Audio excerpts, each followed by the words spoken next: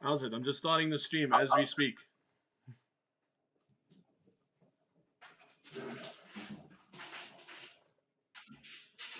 How's it, Peter? Okay.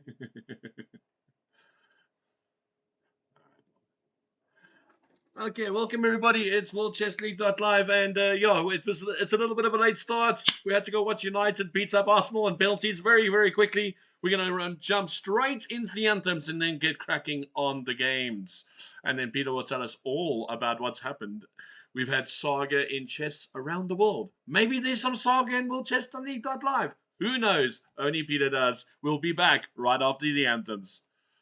If I can find them. Right.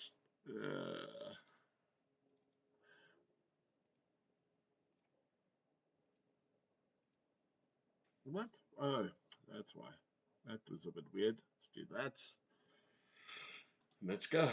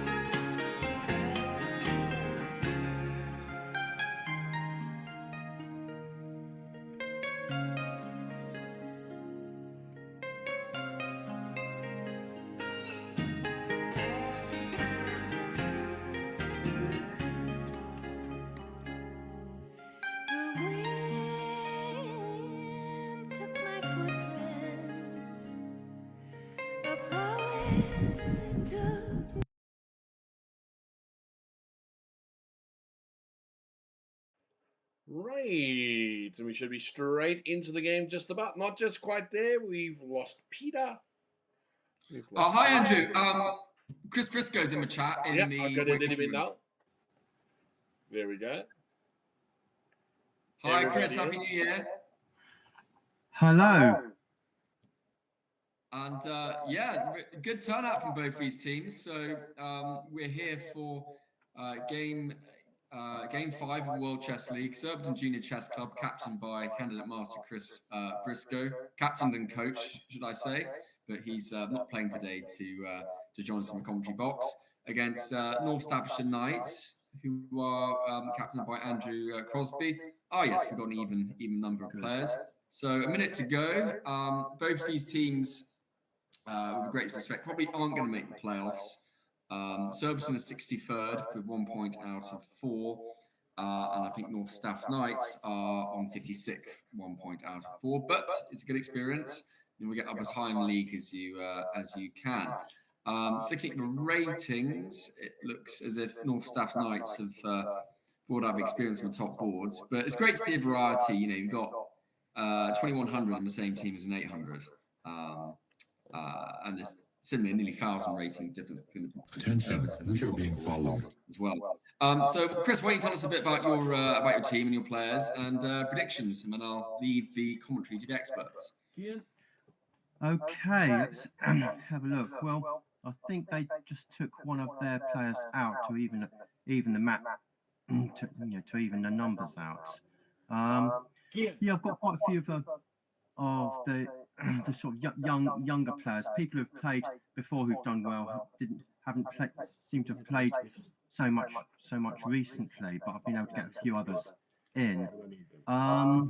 Yeah, I've got our top board is somebody, Ahan Sinalka is somebody he doesn't come to the club much. I think he only came about once, but he's actually still going to start now. He's yeah, he does play a few tournaments around and occasionally plays for Surbiton. Our board 2, Theo Choweri, comes to the club more often. This is the over the board club, and he's quite useful, but he's going to be a bit overmatched with it. Those two are going to be a bit overmatched. Although Ahan did really well once. I think we had a match 2 matches ago, and he got something like a win or a draw or something against some much higher players, and we were outgraded by our opponents, but we beat them. So that was really good. I think it's a team up in Liverpool. Prescott and Notty Ash, I think we won against. Board 3 is a person about 10 years old who I do a bit of online coaching with, Edward Gleave, and he's got his sister Charlotte Gleave, who's playing earlier, who's playing lower down the board. And my wife actually taught both of those, but now I'm teaching both of those online. Select Attack is a guy called Eli Mandel, and he's in secondary school now. He's been at the club, at the junior club, for about 5-6 years. Alex de Villiers is a South African player, so he likes it when we play with the South African teams. So he likes to try to make those if he can. And I do some online coaching with him. And yeah, he's in secondary school now, I think. I might be in trouble if he's not, but he's been at the club for about five years, and so he's done well. And Dominic, he's a young kid, about seven or 8, but he's really improved quite a bit recently. And the bottom board, IARM, is a player called Isaac Murray, who's one of the strongest players in the school I taught at a couple of years ago, and he's gone on to a junior chess club that I teach at. I not only teach at Surbiton Junior Chess Club, I teach at Chessington Junior Chess Club, and he comes along to that. So that's our team. That is our team. So that you asked me to say something about our players, and that's it. Good evening, Christopher. How's it going, man? Happy New Year. Yeah, Happy New Year to you too, Andrew, isn't it? Yeah. Yeah, it's that time of the year. Right. I can't see. I think I can only see myself. I can't see in the camera. Well, I mean, I can't see your face on the camera. I can see you and. Oh no, yeah, because Peter's. my camera's on stream. That's why. Okay. All right. Good evening, great old wizard. Thank you for the kind words and genocide. I am busy fixing that. Just needs what it's happening is it's playing through my laptop, and it's picking up all the sounds. So that's why there's a bit of an echo. I'll fix that very very shortly. So don't stress too much. Maybe the best way to do that won't work. Yeah, I've got to do it this way. So yeah, I'm looking at board one and between Amazon and Ginger Ninja, and I think what happened here. That's So all right. knight takes, rook takes. put it up to Rook 13 takes wasn't moves a very here. good move here. Knight in, just allowing black some tempo. So you've got it up to 13 moves, yes? Or White's just played the 14th move, bishop takes e7. That's what right. I've got. Yeah. Absolutely. Okay. Kian? Well, I mean, Black's got the b4 square, hasn't he? Because usually in a position like this. Oh, hang on. Is there something here? Is there knight takes c3? Yes, he's just played knight takes c3. Yeah, he's knight taking takes a c3, queen. knight takes d1. Black picking something. He's picking a penguin up. He takes on b2 now. Yep, Black b2. takes on b2. Oh no, the rook's on praise. So, But you can also do yeah, rook e8 perhaps. Well, you've got a rook. You exchange up. You just play rook e8. No, rook e8, bishop to a3 though. That's a problem. That's fine. You play knight takes b2. You exchange up. Yeah, rook bishop takes b2. So it's 2 pieces for a rook. So you might as well take on b2 if you take the rook. Maybe No, you might. May as well take on b2 because the bishop's still under attack. Even if he takes your rook, you're still equal in pieces, but you're up pawns. Yeah, but bishop goes back to a3, and the knight's sort of a bit trapped on d3, isn't it? So you maybe play b5 until you play e5. So if Black takes on b2, because I think if Black plays rook to e8, then White's playing bishop to.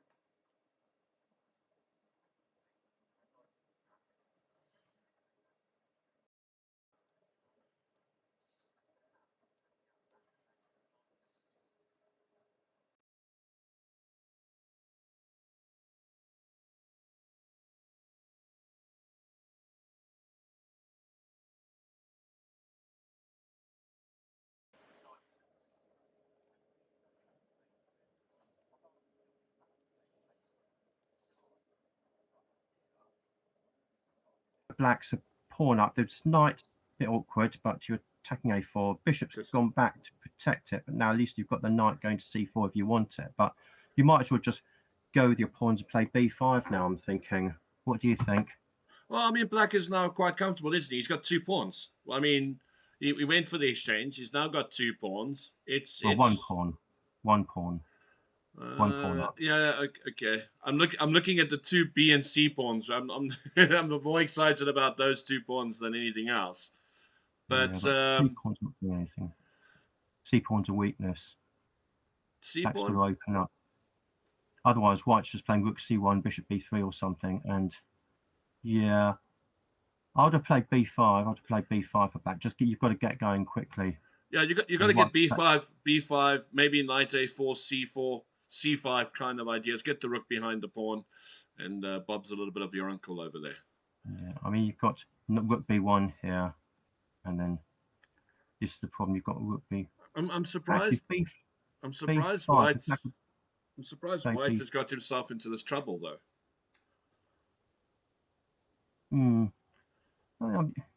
Maybe a little bit an underestimation of his opponents. I mean, he's seeing 1600. He's 2-1. You know, I can play about anything. But if I don't think people really underestimate opponents so much nowadays. Really, I think they used to a lot more. But I think it still happens.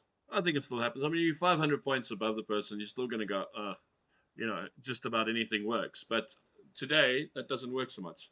Why don't American companies sponsor chess players like Indian companies too? Well, I'm not American, so I can't answer you. I I suppose because I think that's it's a more fair of a answer.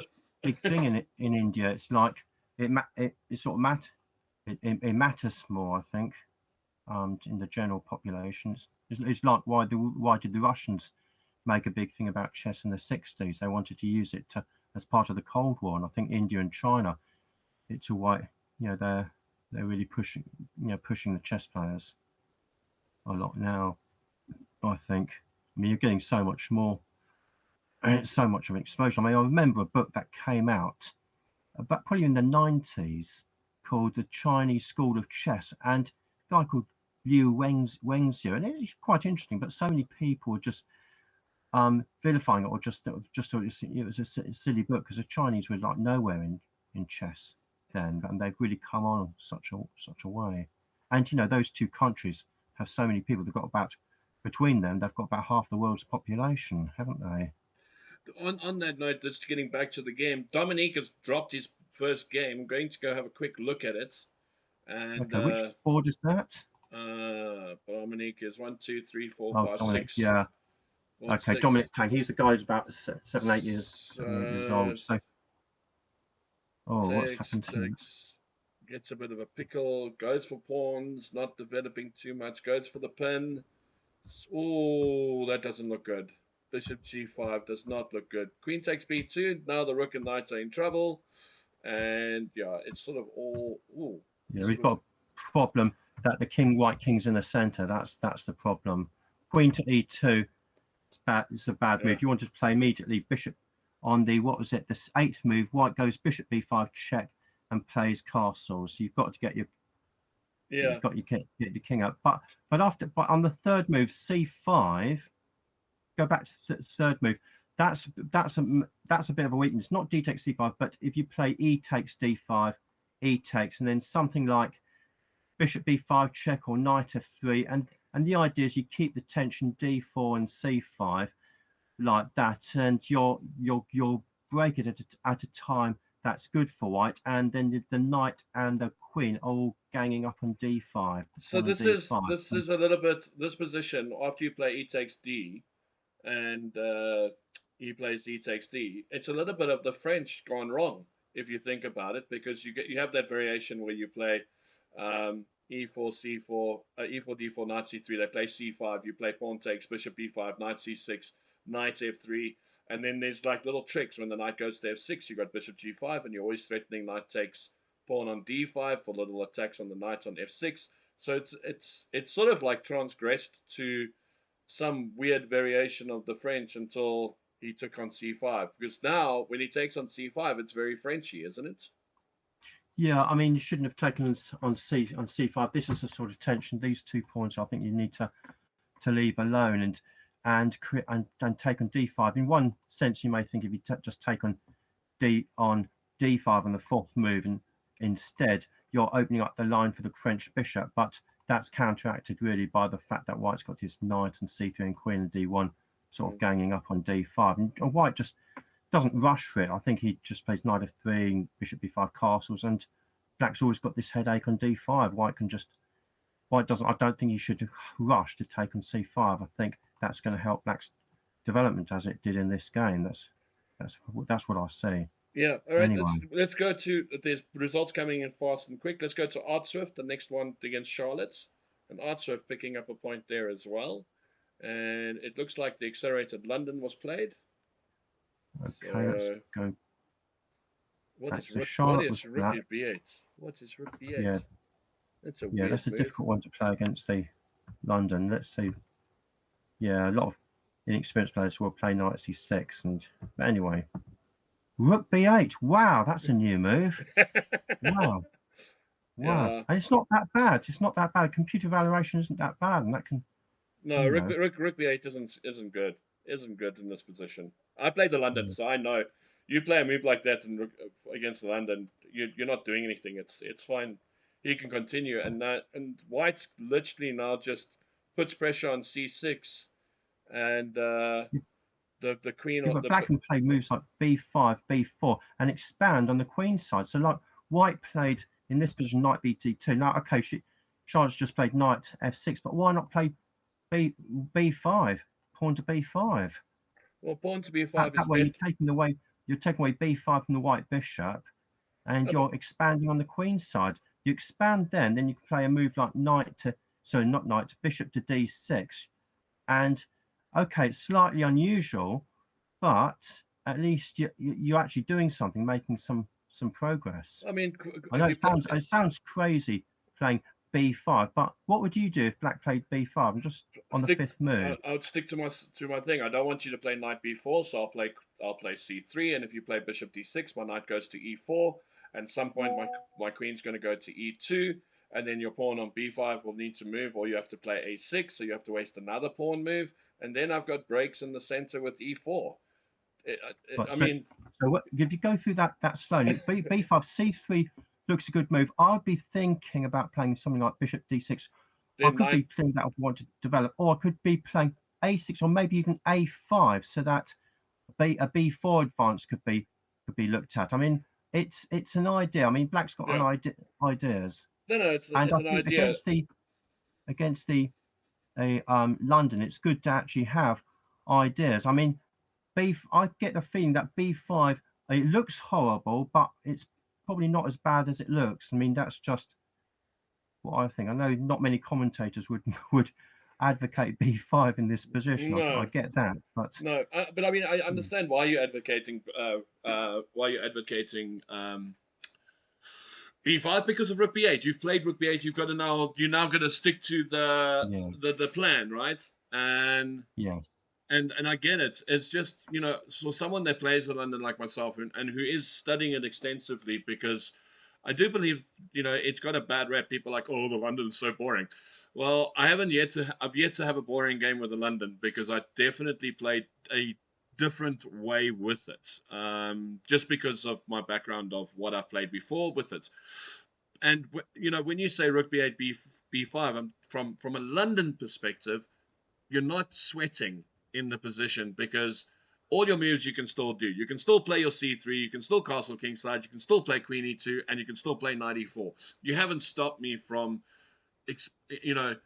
expressing myself on the board by playing moves like rook b8 and b5. You do kind of now, you're sort of signaling your intent, which is great. Nothing wrong with that. I mean, we all like intent, but there's no substance to help you with it, if that makes sense.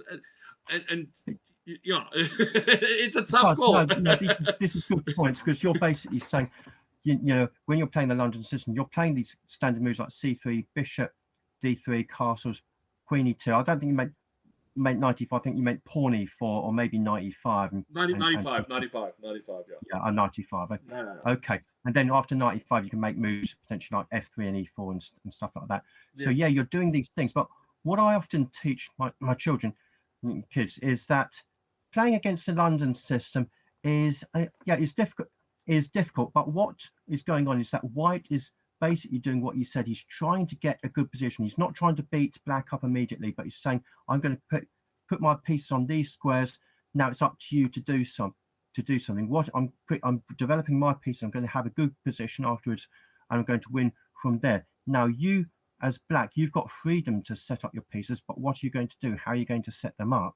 That's a thing. Now something like rook b8, b5. I mean, it's not what I would do rook b8, but the idea of playing b5, a5, and b4 is some kind of queenside expansion. It's some sort of activity that black can get into and potentially have an entry square for the rook down on b2. I mean, it may not sound amazing thing to worry about, but the main thing is what white is building up. But it Yeah. gives him something to do, get the pieces out, and what black wants to do is have some sort of game, something he get his teeth into. No, And absolutely, and that's why I say. I mean, like you said, commentators won't agree with the idea. I'm not disagreeing with the idea because of what you've said. All I'm saying is from the London's difference. And yes, rather play that, like play rook b8, play b5, stick to the plan. Like I agree with that. Absolutely, I think you must stick to it.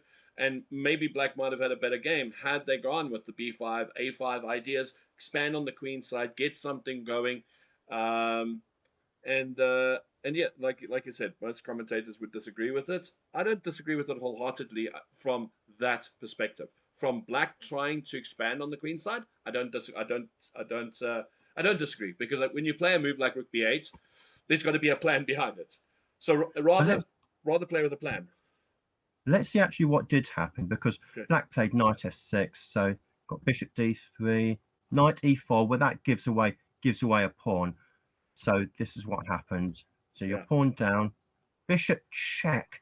Yeah. The very first chess book I ever got as a junior was something called Attacking the King, and there was a little chapter or a little point thing in there which said beware the pointless check, and it did something exactly like that. Bishop check, where White just played C3, and it says the check was pointless. Your miserable bishop would just have to run away. The check was pointless, a complete waste of time, and it's improving White's position. So here again, when a piece is attacked, very important where to go to. So White's just gone to A5, but much better to have kept it in the game to go to D6 and attack the London bishop. 100%. So that was important. And that's where it goes wrong now, because of Queen A4, and now you are in a bit of trouble because well, the bishop has to go back to B6, but and she did. That's a good move to go back, because a lot of juniors tend to neglect bringing a bishop back to something like B6 in positions like that. I've seen them play moves like B6 and stuff. Okay, in this position you're going to lose you're going to play B4, but at least she's actually seen that there was a threat on bishop takes knight, and then the knight was protecting bishop, so she's moved there. So that's a good move.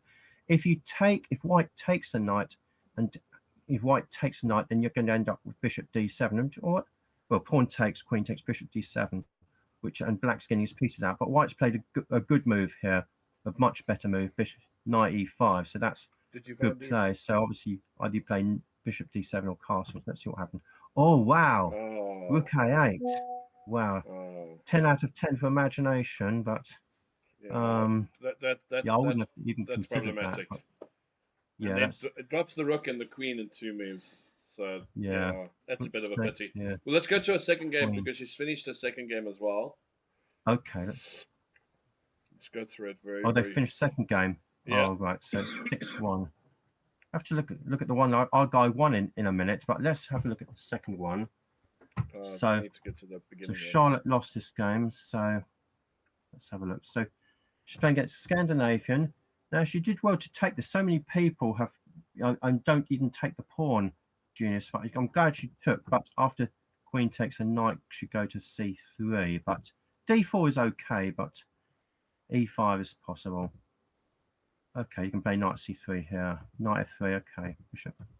Okay, at least she's played knight C3. Okay, so far bishop D3.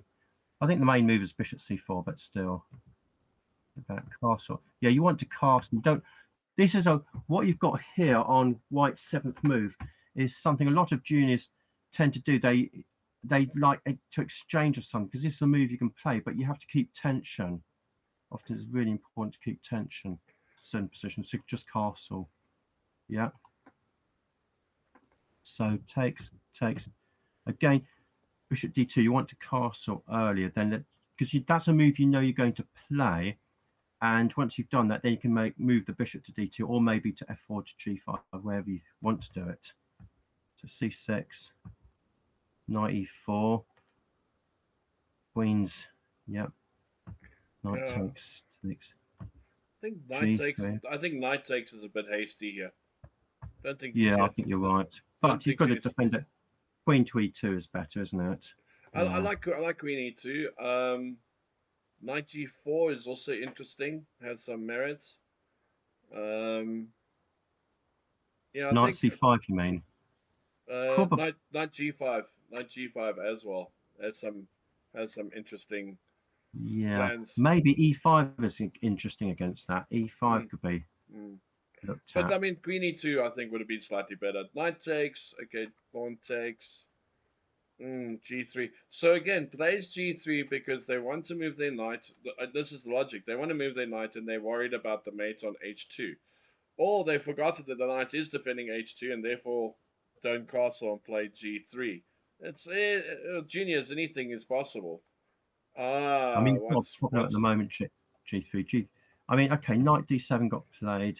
Bishop F4. Bishop F4, okay, but You know, Yeah. you haven't castled yet, and the queen could go to b6 or to a5 check, or Why not? e5. That's even better. So What? again, white's being attacked. He hasn't castled yet. This is a Yeah. problem. Yeah. And I mean, e5's played. Why not just take the pawn? I've got a feeling white's never going to castle here. White's just Probably. going to play and never castle, and that, Oh, knight takes pawn, and the queen's in trouble. So queen. yeah, Oh, discovered knight takes. Oh, attack. his knight capture back. Discovered My wife attack. used to say capture back so you don't fall flat, but the rook takes the queen. So I don't think we need to look more Any than that further? because No, not at black's a all. little bit better here, I No, think. not at all. All right, and let's go to IRM 777. He won his game. Yeah, the game that he won. Yeah, well, somebody else has won, but anyway, white won. So let's have a look what happened here. Oh, 13 moves as well. Yeah. So Okay. So let me just Isaac Murray. Let's see, play d4, see. d5. Oh, another London system. Okay, Mm. e3, Knight knight c6. c6. Knight c6 games seems to be a popular move here, doesn't it? Mm-hmm. Knight f3, bishop Bishop g4. So b2. how's white going to win in 13 moves? Let's have a look. Bishop to e2, Uh, e6. Well, standard stuff. c3, bishop e7, knight d2. Okay. Castles. oh. When you I see I foresee the problem. I think mate on h7 is coming. bishop f, bishop f5. So bishop d3. Okay. Oh, white's going a pawn up now. Oh no, he's missed. Bishop takes f5. Knight g4. Okay, he can still take an f5. Come on, take this bishop. Why did No, why did hasn't Black done it yet. resign here? Knight f6. Come on, take the bishop. We should have a crowd here going, take the bishop. He There was takes once he my, takes the my bishop. wife and her dad, Paul Dante, who runs the Junior Surbiton Chess Club in Hull Surbiton Chess Club, once went to a chess boxing match. I didn't go, and it's such. They told me it's like a bizarre experience because there was a commentator. There was a commentator on that, and there was lots of boxing fans in the audience, not so much chess fans. But when they were mentioning, they was started commentating not just on the boxing, but they were commentating on the chess as well. And the grandmasters was basically saying, "Oh, he needs to push the pawn," and all the boxers in the audience were going, "Push that pawn, push that pawn." So Yeah, I they wish I wear was there. they wear head cancelling headphones. Um, the strongest boxers that have competed are IM level, and it's generally blitz strength. So your average player can actually compete and do well, because if you knock them out before the game's over, you win, and it's in Yeah, bouts of 3 minutes. So let's say there's 9 rounds, then there's 4 rounds of boxing and 5 rounds of chess, something like yeah. that. But Hmm. Black just resigned. I don't understand why Black resigned in this position. Okay, let's see. Bishop takes it. White's finally done it. He's done it. He's played bishop takes bishop. So all this cheering has worked. So he takes, queen takes, and black played. Let me see. Black had to think a lot about this. He actually thought for 3 minutes, came up with rook to e8 and thought, oh my goodness, I better resign here. Yeah, I Now, don't get black what. is a pawn down. That's true, Yeah, but I think you can still play being a pawn down. no, I there's think lots it's of play been here. known to happen. No, there's lots of So play here. Lots of play here. I know White's got the something, advantage, but yeah, there's something too much. happened. I mean, he thought for 3 minutes. Maybe he had a bad connection or something like that. Maybe it Could was could have, and that. But that's then we can go to the next game because he wins the next game. yeah. Okay. So Oh, okay. so he plays Black. He's Yes, got the it is. Karakan. Okay, C5's Mm, played. actually, Oh, oh yeah, he plays a Karakani. He does. Yeah. wow. Wow, knight takes g5, move 5, move 8 must be looked at. Oh, knight takes Right. Let's have a look. g5. White's he's on the third move e6. He mustn't play e6. He's got to play bishop f5. This is really important. But anyway, he's done it. So he's played a delayed French. Okay, so we're going to go up to your eighth move. There.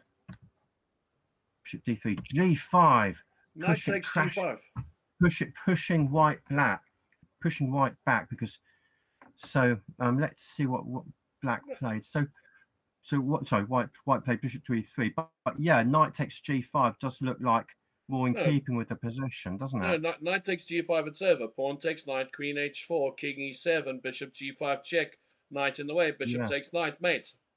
Well, Yes, it doesn't look yeah, too it's good. mate. Now, What did he play? what to do? Oh, Do we he ran have any? away. He ran away. Oh, he ran I've got a away. good move against knight g5. I've got Yeah, a good move. yeah, what did you got against knight g5? You ready for this one? Yeah, yeah. I want a drum roll, and here it is. Black plays bishop c8.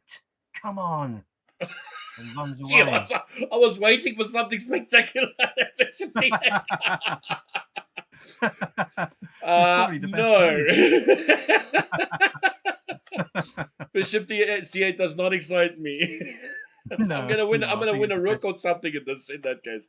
But Yeah, it's probably its okay, damage limitation in its extreme form, I think. But all right. no, knight g5 is the move there, isn't it? So I mean, okay. So to all the viewers out there, the big thing here about knight g5 is your opponent's made a mistake. It's clear that you've got to take advantage. Now g5 was played, and White only took 15 seconds. I want to point this out. White only took 15 seconds to come up with bishop to e3. If White had taken his 20 time seconds. and looked, he would have seen that the knight takes pawn and the queen h5. There's something there. This diagonal is one of the weakest in the game of chess. E8, h5. If that diagonal is open and there's nothing near enough to actually secure it, then you are excited, especially when the g pawn's gone. That diagonal is one of the weakest diagonals in the chessboard when the king is standing on e8. And so by not taking it, White has given Black the opportunity to come back into the game, Yeah, which he does. Wow. And then, yeah. I mean, But he g5 plays. is Why not just play g4 now? I mean, you played g5. You might as well play g4. yeah, just consistency, isn't it? I mean, there's that that's that famous Morphy game against Count the Duke of God, Brunswick and Count yes. Isolde when I think a move like b5 gets played and White just captures it off with something like knight takes b5 and then bishop takes and then it's a natural move. And I think here is even stronger knight takes. But yeah, after not bishop to e3, yeah, I mean g4 trouble with g4 maybe knight h4 or something, and you're threatening to. I mean, how to defend? Well, I don't know, maybe f5. Yeah, I mean maybe g4, but I mean it's consistent. But queen to e7, okay, queen to e7. It's not good Queen because of pawn b2. takes, but at least black's idea is logical to try and castle queen side, so he's actually trying to make some progress. But yeah, okay, These takes players f5. don't like taking pawns, apparently. Bishop e2, bishop So, a6, but now defending the pawn. c4. No, oh, c4 is always trying to win the piece. Okay, but pawn takes f6. Is that going to be played? Bishop to. Oh, no, sorry, no, it wasn't trapping the bishop. Yeah, okay. Anyway, so probably g4 should be playing g4, but bishop h6. No, that's just we sort of will know that that's a perfect example of a move that doesn't work really, because you're just putting yourself into this pin, and any experienced player can see that. There's gonna be loads of. All right, so North Star Lights have taken 10.5. Surbiton on 2.5. There's 3 games left. We'll just go through this very very quickly. Board 1 drew, by the way. That's very good. Board 1 drew, Yeah, very very nice. Because and yeah, I mean the Ginger Ninja. Ooh, maybe not going to give him a second chance in the second bite at the cherry, but we'll have a look at that in a second. Yeah, Bishop h6 is just it's just not the cricket that you're looking for. Then Knight b5, and now you're threatening Knight c7. And here I'm thinking, hey, we're going to castle, and we get Knight b4, and that just can't be good because now the check comes in, lose the rook. The this is a classic scenario of pieces being disjointed. Um, yeah. you know, Well, I don't think there's anything more to look at when black plays knight b4. I mean, after knight b5, you have to castle. I mean, that's the whole idea of what black's trying to do. Okay, yeah, white can always take on f6 and chop on G5. Black's just allowing this, but he has to cast. So if he's not doing that, you might as well go home. Yeah. Because when your opponent makes a move, you have to see what they're threatening. I mean, when I was a junior, when I was sort of teaching myself, I was teaching myself two really important. The two main things is, you just try to attack your opponent's pieces, and we all want to do that, but you have to see if your opponent's attacking any of yours. So just keep it really, really simple. You get so many people. I don't know if you get this, Andrew, like parents going up to you or other adults saying, trying to talk to you about chess, and they talk about strategy, or what do you know about strategy? And I think a lot of in our games, strategy isn't a major thing. It's all about you've got to do the simple things well, and then strategy comes on afterwards, because then it becomes effective. Yeah, look, I mean, when parents come to me and say, my kid seems to lack strategy, I said, yeah, no, because strategy is one of those things that it's not one of those things that can just be taught overnight. I said, in strategy, they talk about opposite colored bishops, for example, and the power of the bishop and the power of the pawn structure and those things. You can't do those things if you are giving away pieces. At the end of the day, if you're still giving away pieces and you're missing tactics, it doesn't matter if you're the great the greatest strategist, but you're just not going to get that position you want because you're giving things away anyway. So I always say to them, yeah, strategy is one thing, but can we get the basics right first? Let's start at the basics and work our way forward. I saw. I mean, I was commentating on the Cape Town Masters now this last week, and it was very interesting. The games are quite high level in general. The games are very, very good in general. I think on round 3 or round 2, one player, the opening was shoddy. I mean, this is A section level. The opening was absolutely shoddy. It was disgusting. I couldn't even believe that I was watching the game live, that this guy was there playing this opening, and he got absolutely smashed off the board. And I was thinking to myself, now what makes you go into a game and play that badly? Because something must have happened that you played that badly. Because you must know what you're doing. You can't be there without doing it. And then, as the rounds got on, so players get tired. And as they were getting tired, all the moves that you think that they would see, they are not seeing. They're seeing other things, completely different things, but they're missing things. I mean, the one game I feel sorry for the one player. Typical scenario: you got 2 knights to take with. You take with the wrong knight, you get mated. What do? They take with the wrong knight, they get mated. So no, it's not chess blindness. No, chess blindness is completely something different. Chess blindness is something that you just don't ever see when you play. They were seeing things all over the show. They were just missing quite simple stuff at the end of the day. And I'll tell you what interested me more than anything else is they had a Russian GM playing in the tournament. And I think it was round 3 was the only game I feel personally was the one game that he had to work really hard to win against one of our junior players that were playing. In-game technique kind of let that player down in that game. But when he was playing even against the stronger, our top dogs of of South Africa, it was quite interesting to see how he just slowly dismantled them. Nothing fancy, nothing out of the ordinary, no crazy chess whatsoever. Just simple, structured, well thought, good moves. Right? Oh, my queen's in trouble. Now I'm going to do this. All right, I'm going to push this pawn here, lock everything up. You can't get that side. I'm going to push this pawn over here, keep this one there. I'm going to put my 2 rooks over here. Like he was just so systematic. Whereas in most cases you rush for the kill. There was no rushing here. This was like very chilled, okay, slow, and just methodically tearing your opponent. You know when you start peeling the skin back and getting to the meat of the chicken, like it was that kind of.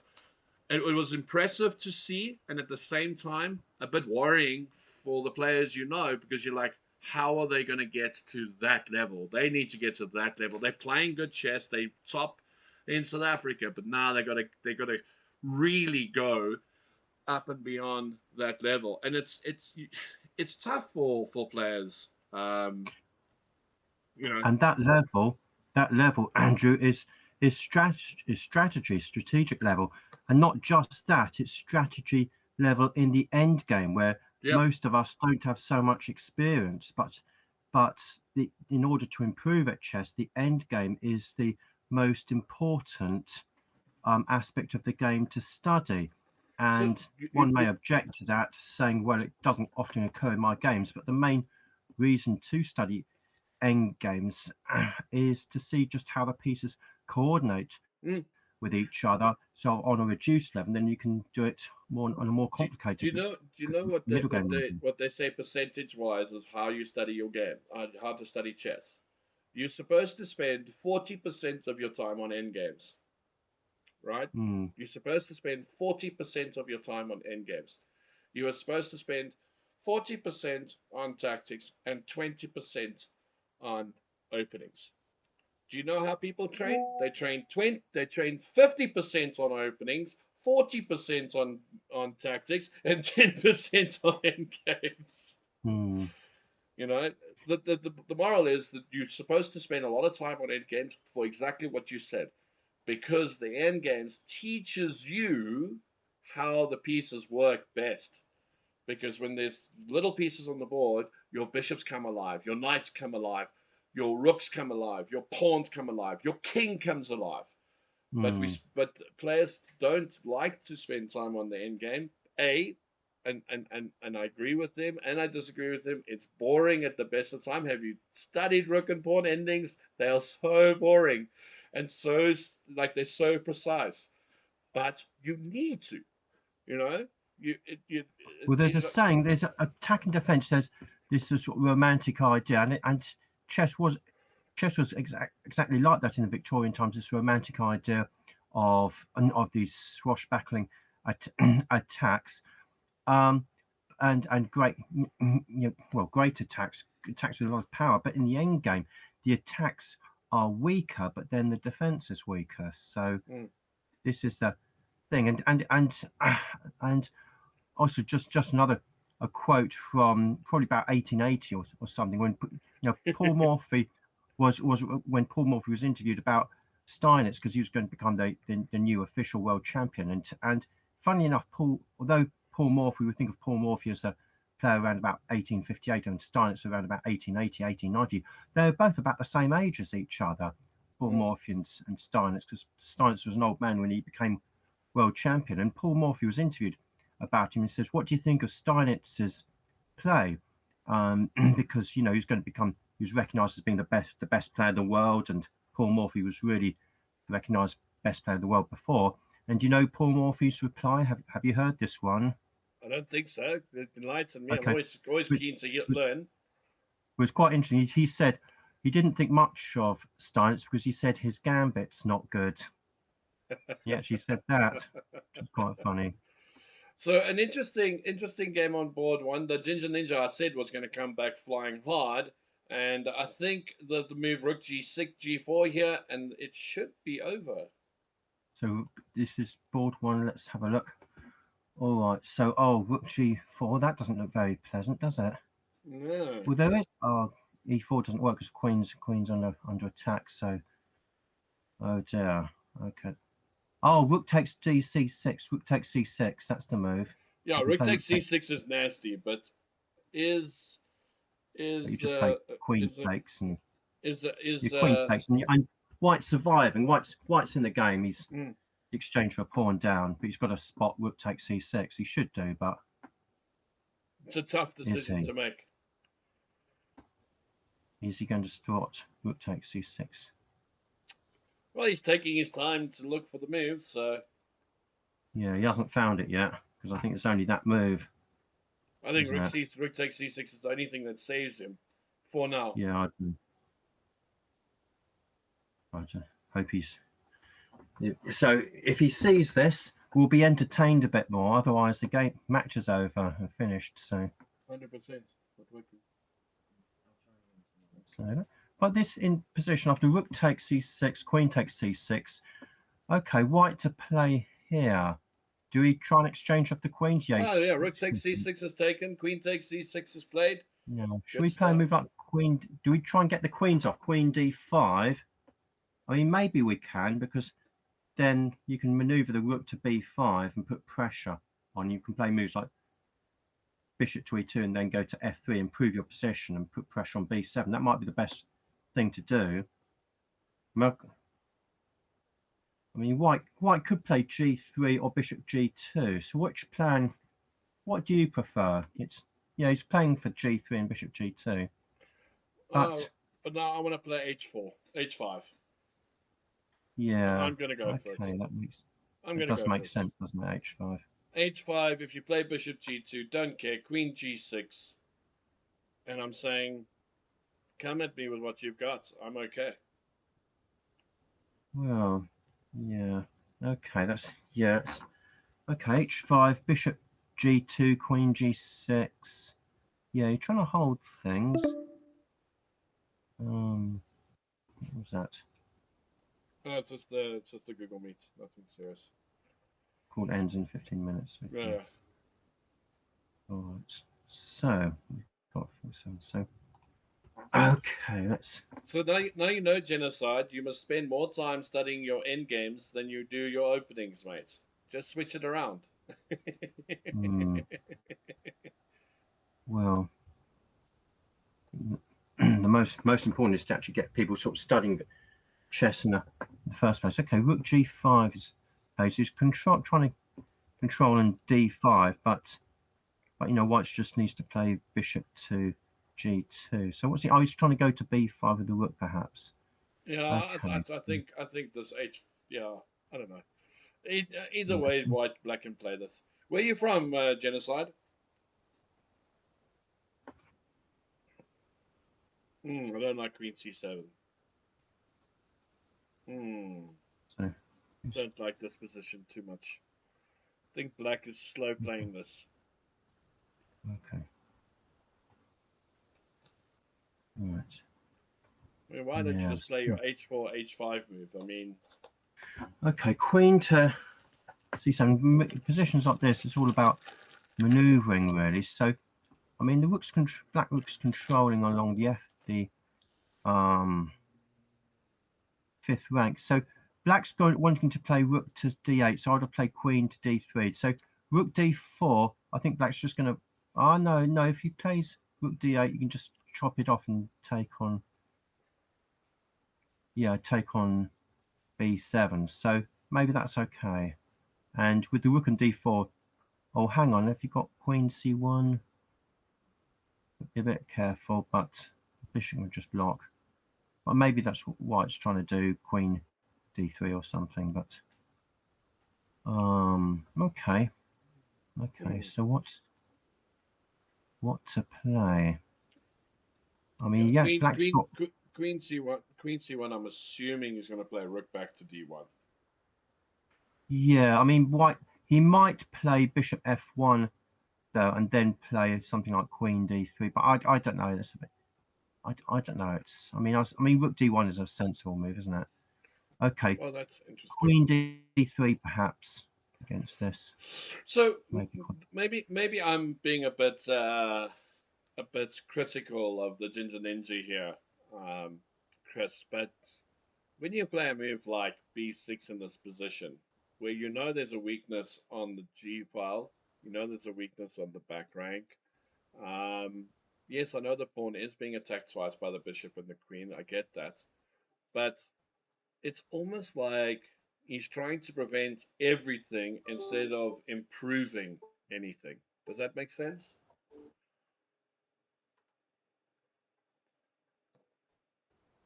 I think we lost. We lost you, Chris. Ahead on ahead there, because positions like that, you've got to get your pieces active. Got to get active. I mean, I didn't think well much of white's last move, rook c4. I think he should have been trying to play for the d file, because now black's that's a good move. Or I think what should possibly try and do is actually maybe can try rook f4 here to put something to then threaten bishop d5. Give black something to think about. Yeah, he's actually played that actually. But black can probably play rook d8. No, that's the thing, and black's getting his pieces back in the game. But maybe bring the bishop out to e4 or something, and then king c2. What about rook c1 here?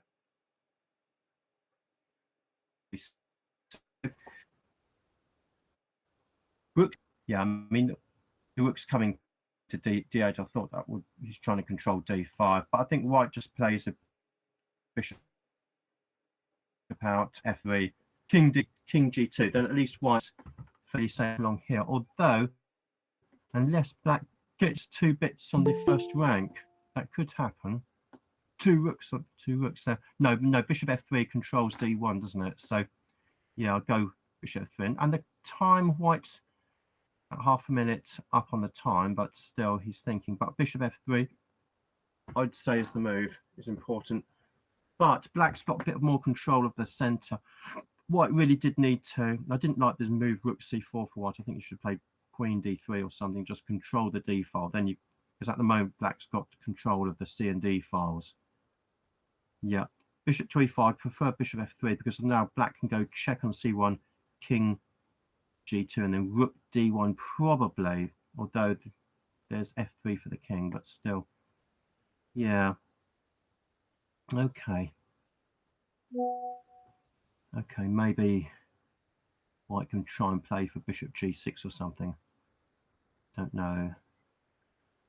It's be interesting to see what happens. But this is entertaining anyway because yeah, because we okay. So, oh, hang on. What about bishop g6 here? Bishop g6. Oh, you're gonna get mated. How? Oh, queen down. C1. Queen down to c1. Oh, okay. Queen c1. So king g2. King g2 then, because then the queen doesn't have time to go to c1. I can still go to c1. I'm still no, queen it. takes f7 check, and then queen takes on h5 if you do that. But king g2 for white. Okay, yeah, is that. So white's got to try. Forgot that, about the f7 pawn there. Hmm? I forgot about the f7 pawn. Yeah, but oh dear. Oh dear. But he's got bishop. Rook takes bishop. Rook takes bishop. Yeah, that's true. That's a winner, isn't it? Rook takes bishop. If he sees that, the point is rook takes bishop, queen takes d3, the rook, and then queen c1 check, queen f1, rook h1 check wins the queen. That's the problem. That's why you need to play these prophylactic moves like king g2. You have to play that. I mean, at least you didn't go. Yeah, there you spotted it. There it is. That's it, isn't it? Yeah, that's game, set, and match. Yeah. Okay, guys. If we wouldn't mind calling it there, because we've got next games going on to. But thank you, Chris, for joining. And as always, I always share the same attitude as you about getting as many people as involved as possible. Don't worry about the score. You always learn something. So it's a good turnout for both teams. Well done, North Staff's Knights, for we obviously took you very seriously and put out a strong team, very strong team on the top boards. Yeah, we'll look forward to see who you'll both play in the next round. Yeah, and thanks. Thanks for having these teams. Absolutely, Chris. Afterwards, I'll send you a YouTube link of the stream, and do send it on to your players so they can watch it back. Yeah, I will do. Yep, thanks a lot. All right, Chris. All right, night, Chris. Yeah, cheerio. Bye. Thank you, Chris. Peter, I'll probably have to just recreate a new Google link because it's, unless we just wait for the 15 minutes and we just click the link again and come in, we can do that. It works that way. I don't know why today it's being finicky, Google Meet and all the rest of it. That's right. I think what we'll do, we'll wait, and if it cuts, it cuts. Okay. But should we get the anthems on for the next game? I'm going to do that right away. I'm busy grabbing. It's the dragon game, hey? Yeah. Okay. Let's do that. All right, guys. Going into the anthem. So let me get this one up.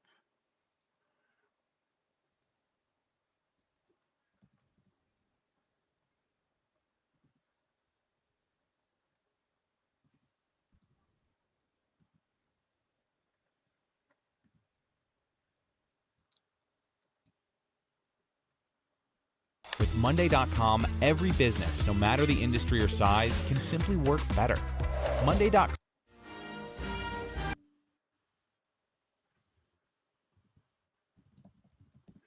Going to get this.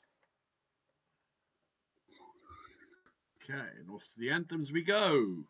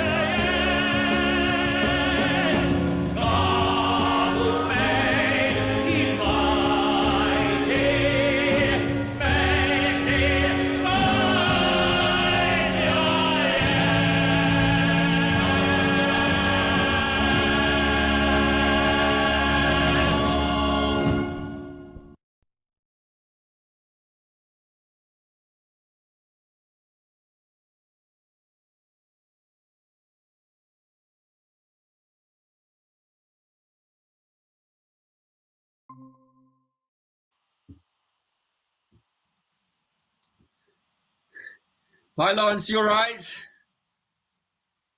Oh, you're on mute, but I see your hat.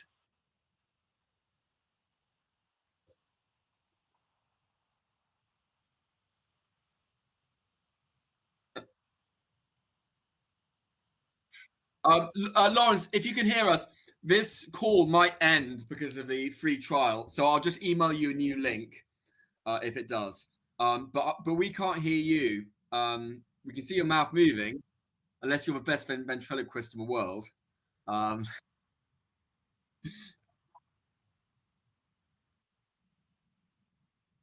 Okay, we'll let you do that. In the meantime, I'll give a background to this game. So, yes, this is 90 seconds to go. So, Pettswood and Normington B have really had a punching above their weight. They're 18th in the league. Pettswood Normington A are 17th. They won 3 games out of 4, but have been floated up to play against Chess Club Dragon, who finished second last year. A bunch of extremely strong.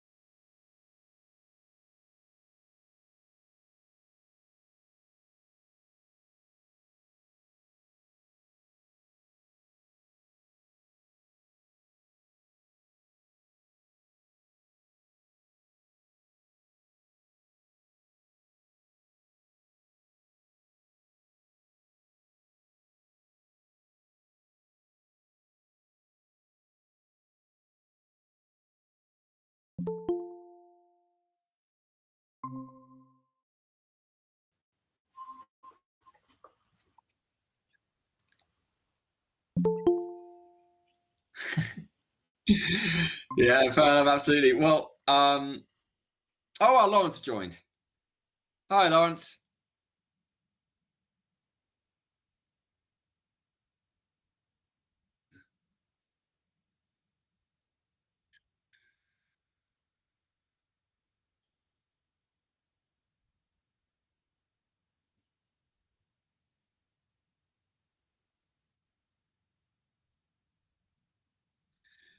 So if you see in the middle of the screen, there's a blue box with a smiley face, and then to the left of that, there's a picture of a microphone, and then click on that.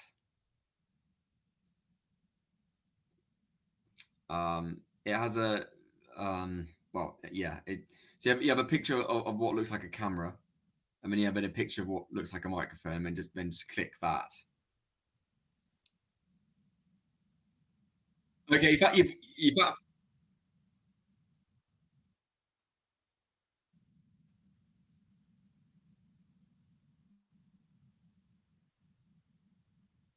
right, Lawrence, don't worry. Give me a couple of minutes. Me and Andrew will just look through the teams, and we'll let you um let you persevere. So, Pettswood Orpington, captained by John Cook.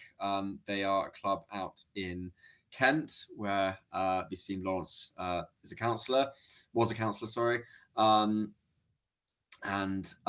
their 18 made just missed out on the playoffs last year. Chess Club Dragon, one of the strongest teams we've got from Serbia mostly, hence the Serbian national anthem beforehand. So on paper, this should be a comfortable win for Chess Club Dragon, but there's some handy players there for the Pettswood Normanton team. The Everton player is someone called Orla, who plays, I think, for the Ireland under 21 women's team. Oh, is that Lawrence? Sounded as if. Oh, I see.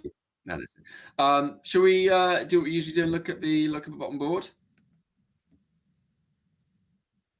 So I know Krieg Spiel's a Spurs fan. Yes, he still has the Spurs as ours as his profile picture. They obviously had a triumphant day defeating Tamworth in the FA Cup. So far, No, it didn't go to, yeah, another game would have gone to penalty, but yeah, it didn't go to penalties, but they're denied a. No, yeah, it went to extra time. I mean, there's a whole thing about FA Cup scrapping the replays, but yeah, this game looks completely normal. The United. Andrew, is it impossible for you to do Zoom? Is it completely off?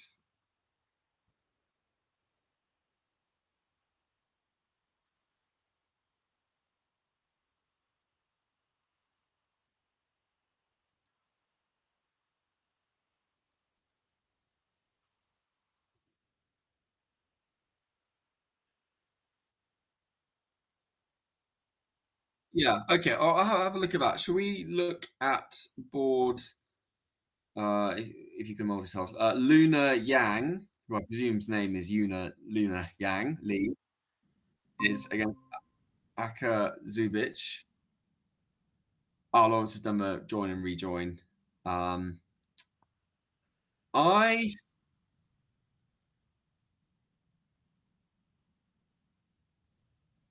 no, I think he probably has done that. Is there any other button that can be clicked on when you do your normal settings that would let the mic turn on?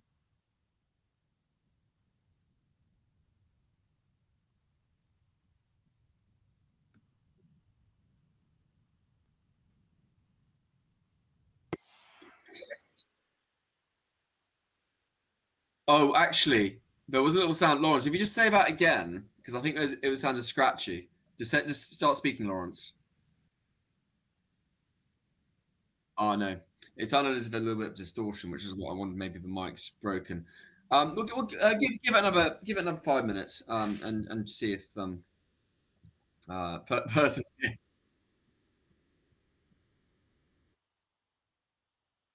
Oh yeah, now you muted him, and now can you unmute him?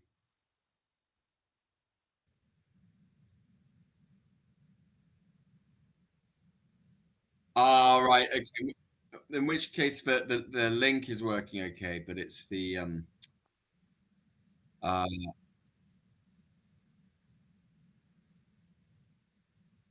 yeah. Actually, Lawrence, if you can, turn off every other apart from a chess.com game, turn off every other tab, to turn off everything else.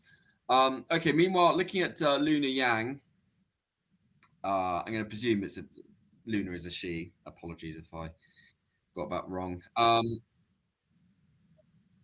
Yeah, that's right. Well, this wow, I do love that. I do love that bishop, Pat Black's got bishop. It's not an out. It's sort of an outpost. Obviously, a bishop can trade with it, and it's just in the center there. And I think White is in trouble. I mean, that white squared bishop, ouch! It's not really going to get in the game at all. Um, I mean, to be fair, again, like look, there's a 300-point rating difference, and it does show. I mean, maybe you're looking at ideas like A3, B4, um, just some way of releasing your pieces. Okay, yeah, knight D3, bishop D3. Um, completely fair enough to try and get your pieces in the game. Not quite sure about that king move. I presume Black's going to try and get those rooks behind the king and then hit some pressure on the king's side. But I think A, it's too slow, and B, um, there's not so much a threat anyway. There you go.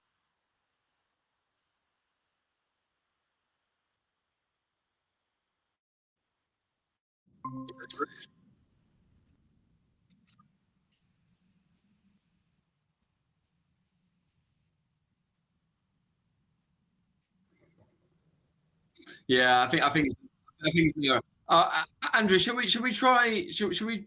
Can you set up a Zoom thing and we'll keep talking Google Meets? Then I'll email it. Yeah, that's fine. That's fine. And Lawrence will need to go in 40 minutes anyway because he's playing in his A team match at 8. So that's fine. So Andrew, yeah, I'll say goodbye to you now, and then Lawrence, I'll email you the Zoom link. All right, see you in a sec.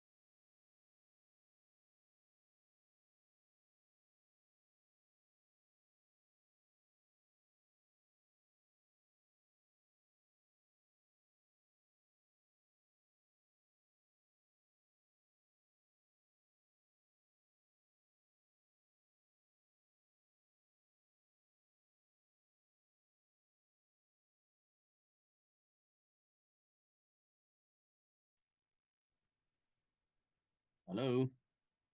Hey, Hallelujah. if Lawrence talks, we're on the pitch. If Lawrence talks, we're on the pitch. All right. I'm still. All right. Are you going to show us this? Do I link onto the screen as well now, separately or not? Yeah, do the chess.com. Look at the game through the Thing as chess.com well. link. Have you seen? Have you got that? Well, yeah, I had it a short while ago. So let's just get off here for a second. Get back Now to I want to my make you as the spotlight. honorary what? There we go. The spotlight, yeah. with that hat. All right. Yeah, Rook Hold D8 was on, wait. played. Sorry, I'm just gonna take this away. We're still on board 6, isn't it? 1, 2, 3. Yeah. The Luna game. The Luna game, yes.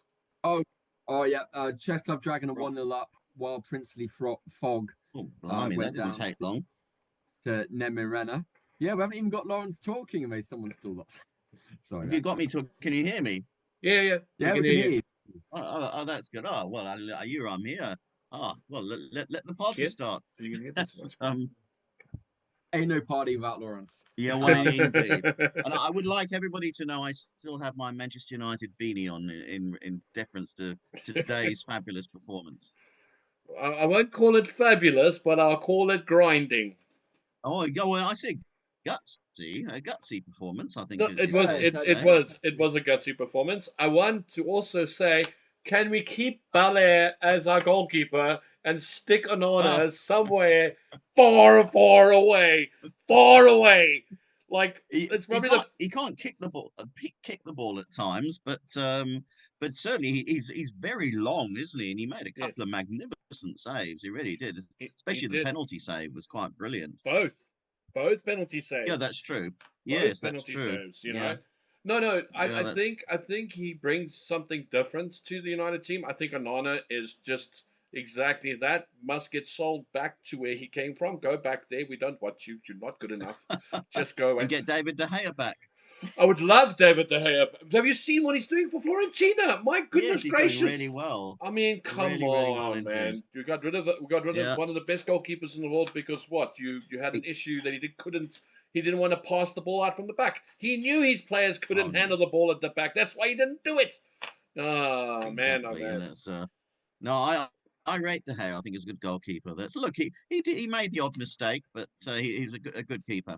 Sorry, what board are we looking at now? We're looking at board 6 still, and we got is in the ascendancy here. I mean, it's level on pieces, but soon White's going to go into Zugzwang, and then that E pawn will fall. So that's probably going to go. Do you want to? I'll leave you in a sec. Do you want to maybe go to the Peugeot 64 game? Yes, we can go to job. Yeah, I noticed you didn't like to try and say the other word. Hey. Which board is that you're talking about now? Board That's board 4. 4. Four. And Board 4. White is in the Oh, ascendancy here as well. But as much as White, how does that line go? Far away, far to see, friendly angel, come to me. I've never heard of that. Have you heard of actually, that? no. But I would think that white has got good winning chances here. But have you ever heard of this? How does that line go? No. Far away, far to see, friendly angel, come to me. Have you ever heard of it? I've never heard of that. Peter, if Okay. you've heard of that, will you just comment in the chat? I've never heard that phrase ever. Never. You know, is it possible for white to play c5 here? Though, of course, black doesn't have to take it. From an old TV show. Ah. Anyway, he's played bishop d4, so and I say black didn't have to take it. That was the problem. He's trying to, yeah. If the bishops come off, it's an easy win. Even if the c pawn goes, it must have good winning chances. You know, that's because of the outside pass pawn. Originally from the 1960s. How old do you think I am, mate? Listen, now I'm not even going to talk about that at the moment because I've got a big birthday in the beginning of March. Right, and we won't talk about what year. So this is looking pretty good. Now you can play bishop c3, cut the bishop out, push the pawn to a5, and Bob's your uncle. Yeah, it looks as if white's got good winning chances here, I have to say. Oh, shush. Yeah. My own son says I'm old. Well, geez, he hasn't got me for a father. Chess But Club Jaggers anyway, have taken a point on the top board as well. So, I mean, we can comfortably say that white should squeeze this through. You can play. Yeah. I would have. Actually, he's got more time as well. So I would have. I would have played. yeah. I would have played c5 here, to be honest. What for white now? Before? Yeah, but maybe the problem was king d5. Maybe that was a problem. Well, that's true, and that actually, the threat of his king coming in as well. But Yeah. So certainly, maybe okay. Now I can play a5. yes. Okay, well that's good too. That's a good move. So it's a reference to a Star Trek original series episode. Okay, so we have a Trekkie in the chat, eh? A Trekkie. But we have a United supporter or two as well, don't we? Yes. No, definitely. Look, before we go down that road again, but I think the United team that was put out today was pretty much our strongest team, barring one or two players. I think he's starting to start play A5 now. Yeah, A5, absolutely. He's starting to find his best 11, which I'm so glad to see. Now we just need to stay uninjured.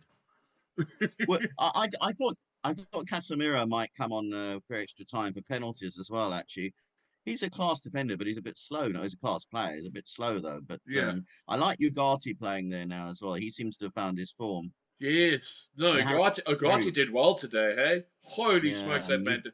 And let's not rip into Paul Maguire and De Ligt. They were phenomenal today. Harry Maguire. Maguire. I think Harry Maguire was superb. Yeah, he really was. For sure. I think they need to take the captaincy away from Bruno, though. Maybe. Yeah, that makes sense. King E4, yeah. All right, so we got a board 3. Board 3? Board 3. The Wild Princely Frog. It's Fog, not Frog. Oh, sorry, Frog. All right. I'm looking for my frog. All right. they talk Is about your pet frog missing. What did they say? The princess is always looking for a frog. Why can't the prince look for a frog and it turns into a princess? Why must it always be the other way around? Exactly. Exactly, indeed. What is going on here? Can't I? Oh, like, oh, yeah, bishop takes knight, yeah.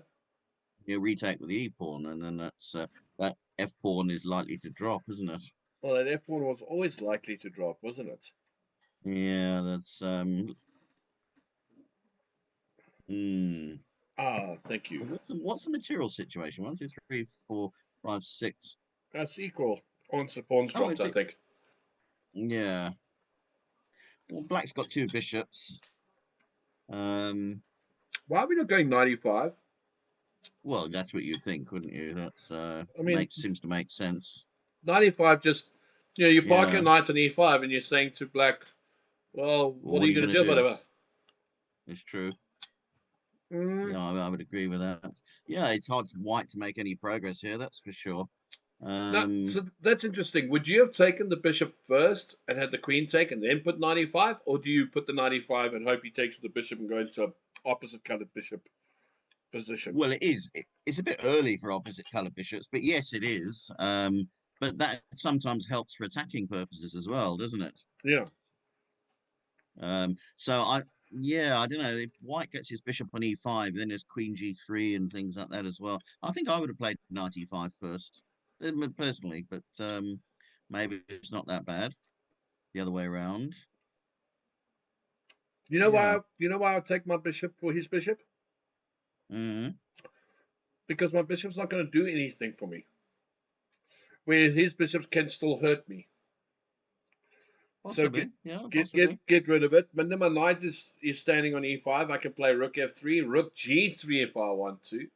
Rook e3, rook g3. Takes a bit of time, but I Yeah. mean that knight is still quite well placed at the moment. What if white plays queen e3 now? I mean, black hasn't really got an awful lot, has he? Yeah, but I mean, what's your bishop on g3 doing now? Well, it's protecting the knight on e5. Not sure about what else. But it is a case of. But it is a case that it isn't. Wow. What is that? What? That is crazy. Can't I just play bishop takes bishop? No, because he's got 97 check afterwards and then retakes. But then he's picked off a pawn. Maybe. But why can't he? Oh, I see. Yeah. Right. So if he does play bishop takes g3, 97 check. Yeah. That was a little tactic which I said that knight was well placed, but I wasn't really. I'm being a bit lazy in terms of looking for what was going on. You're saving your energy for the big one. Perhaps my own game tonight later on. Yeah, I seem to do quite badly on online chess, I have to say. But at least I managed to win a proper game on Friday night, which was good. Well, and that just simply leaves. I thought H takes was better. Yeah, I mean that's fairly. Yeah, that's fine. That's always take towards the center, they say, unless unless there's a reason why you shouldn't. Now, if I were black, even though the bishop, I think I wouldn't want to exchange that bishop for the knight, even though because that knight still might have some difficulties getting out. Why do you needs to take?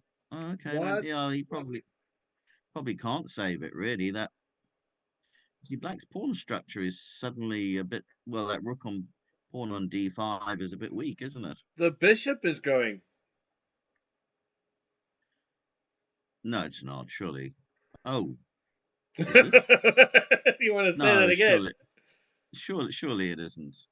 There's sure, you definitely can just play. Can't you just play? Well, no, it is dying after that. Oh no. Yeah. Maybe. How about queen takes a5? Oh, jeez, it's like picking strawberries, isn't it?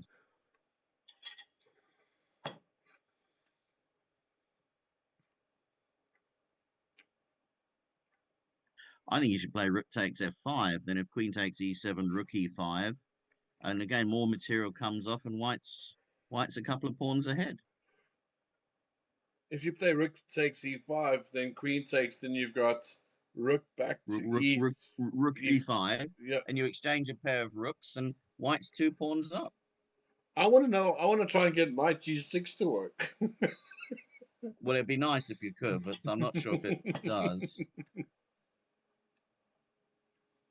But you understand that I'm keen to get knight g6 Yeah. to work. I mean, white could even snatch on d5, but I mean, rook e5 might be just safer. It just gets a pair of rooks off. Oh, he's taken the extra pawn, which I suppose he can. He's now 3 pawns up. And he's got a pass pawn. Yeah, no, this obviously this is winning for white.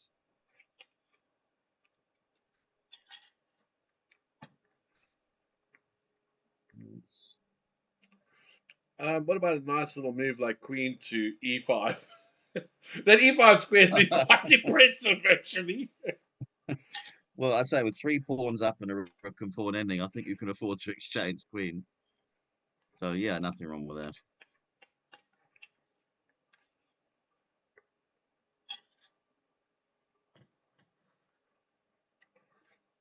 Yep, there it is. Board one's gone Yep. down twice already. Chess Club Gee, that didn't Dragons. take long either, did it? Not at all. Chess Club Dragons are 6-1 in the lead. Whoa. We've got. I'll say, but I see Petswood 1 on board 2. Yeah. We're definitely going to go there after this game. Yeah, I think. Well, this is finished, surely. Yeah, let's go there now. Let's go there so now. board 2. Okay. All right, how are we doing here? The Silent Slayer, board 2. Oh, that sounds rather ominous, but He's I doing presume all this right is in what this game as well, I think. who? Maybe not so much. He's got to play queen takes bishop here. Wow. Oh, nice little in between move. Yes, it's a bit yeah, crazy, definitely don't nice. you think? Yeah, no, well, yeah, quite logical in a lot of ways. My gosh. Oh. Now if bishop takes f1, rook takes e3, something like that. I don't know. I'm not sure. Well, that's clever because he wants to put his rook to defend the pawn. Wow, he is determined to get this pawn through. He is determined. Like, nothing matters but this b7 pawn. It will, queen, by hook or by crook, this pawn will go through. Oh my god, I've never seen such determination for a pass pawn. Yeah, but isn't black doing quite well? No, black's fantastic here, but that's because he's been so determined about getting his pawn to b8. He didn't need to do all of that. Perhaps c takes b. Was it c6 takes b7 was a little bit too hasty. Hey. Oh, mouse slip! It was a mouse slip! It was a mouse slip! Oh no! Well, now, gee, definite mouse. Oh, dearie me. He resigns. He's like, well, if you're not gonna give me a draw, I'm gonna resign. Yeah. Oh, that's a terrible mouse slip. Unfortunately, it is obviously a mouse slip. Oh no, it was obvious that it was a mouse slip. But okay, let's put it this way, and I always put it in real terms of chess, right? If your opponent has the piece in his hand and it slips out of his hand and drops on the wrong square, right? It's unlucky. It's landed. You've let go. That's where the piece goes. Mouse slip is in the same context, isn't it? Well, maybe. I think it was over the board, and it clearly did it. I think I probably let my opponent. Well, it depends, I suppose. Should we have a look on board 1, 2, 3, 4? Yeah. Let's go back. Well, let's go to the bottom board because we were on board 4 earlier. So let's go to the bottom board. Were we? Okay. Oh dear, what is going on board 4? That's what I'm thinking. Well, you know what the funny story is here? Pittsburgh and Orpington need to win all 4 games. Well, they're not going to. I mean, that's Well, that was a yeah, I horrible know. move. That was a horrible move. He was fine until he played B6. Now, what? Absolutely, that was most unfortunate. Why? But Why anyway, B6? Why yep, B6? indeed. Right, so you're looking at board 6. Yeah, Is that what you're on now? yeah. So Kriegspiel, who right? Let's see what's going on here. Well, he was doing very nicely, and then he played B6. I don't understand B6. There must be better Well, he moves was. than B6. Yeah, maybe something like Queen B3 or something. Because that Yes. would have helped protect the F pawn and sets up some potential thrusts as well, as it were, Also, the and knight also would have got to move. indeed. That was So interesting. I like quite Queen B3. I think I would have preferred. Um, hmm. I'm just trying to figure out Well, what's the logic what is behind that Queen knight? B6. What is that knight doing on A8? It's still on Christmas holiday.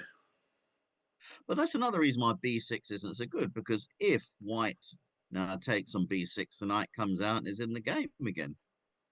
I mean, it was totally shut out there before. Oh, but hang on. What about Queen A4 here? No, no, Queen A4. Then you win the knight on D5. Oh, right. Yeah. Well, absolutely. That's quite right. Yeah, oh, no, that's Oh. sometimes it's easy from the sidelines, isn't it? But really, this, I whoa. thought that was the whole point of B6. If he takes at the A pawn, your queen goes to A4, and Bob's your uncle. Well, that was also a reason why I suggested Queen B3, because there was a threat of taking on E5 as well, and it protected on F3. So Queen B3 had the same sort of idea.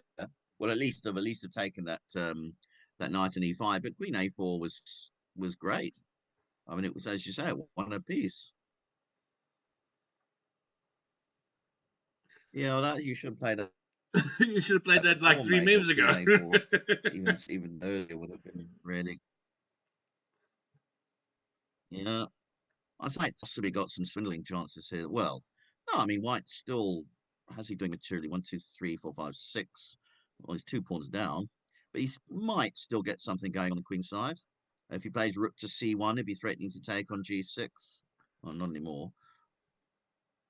And now pawn on D4 is a bit weak. Jeez, I don't know. I would play rook after C1. I'm like, let's go. You got to throw the kitchen sink here. No, yeah, but you've got to worry about that pawn on D4 as well. You can't Though. take it. You can't take it. Why can't you take it? If knight takes, if I play rook C1 and knight takes, bishop takes, queen takes B6. Oh, yeah, no. I see queen takes B3. Yes, that's true. I say White could still, if he manages to push D5 at some stage, and suddenly these 2 bishops are working. That could be. I mean, he might still have some attacking chances here, White, actually.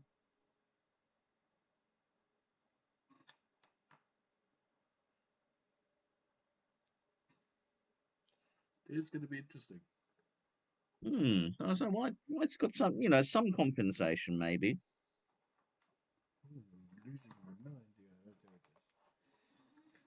Why doesn't Black play something like Rook H6 so he can play Rook G6? Your guess is as good as mine. Because I mean, surely that White King pawn structure is a little bit shot. So to use a colloquial expression, and But can't you just Mike, play? Can't you play D5 as well? sorry, E5. Just play E5. possibly, yeah, that may well be possible as well. I think rook h6 just it means you actually getting the rook into the attack, aren't you? No, I agree with rook h. I'm trying to think of what he will play.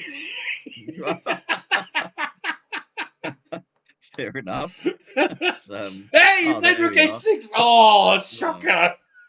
lad's a genius. He's obviously got a secret microphone onto our commentary.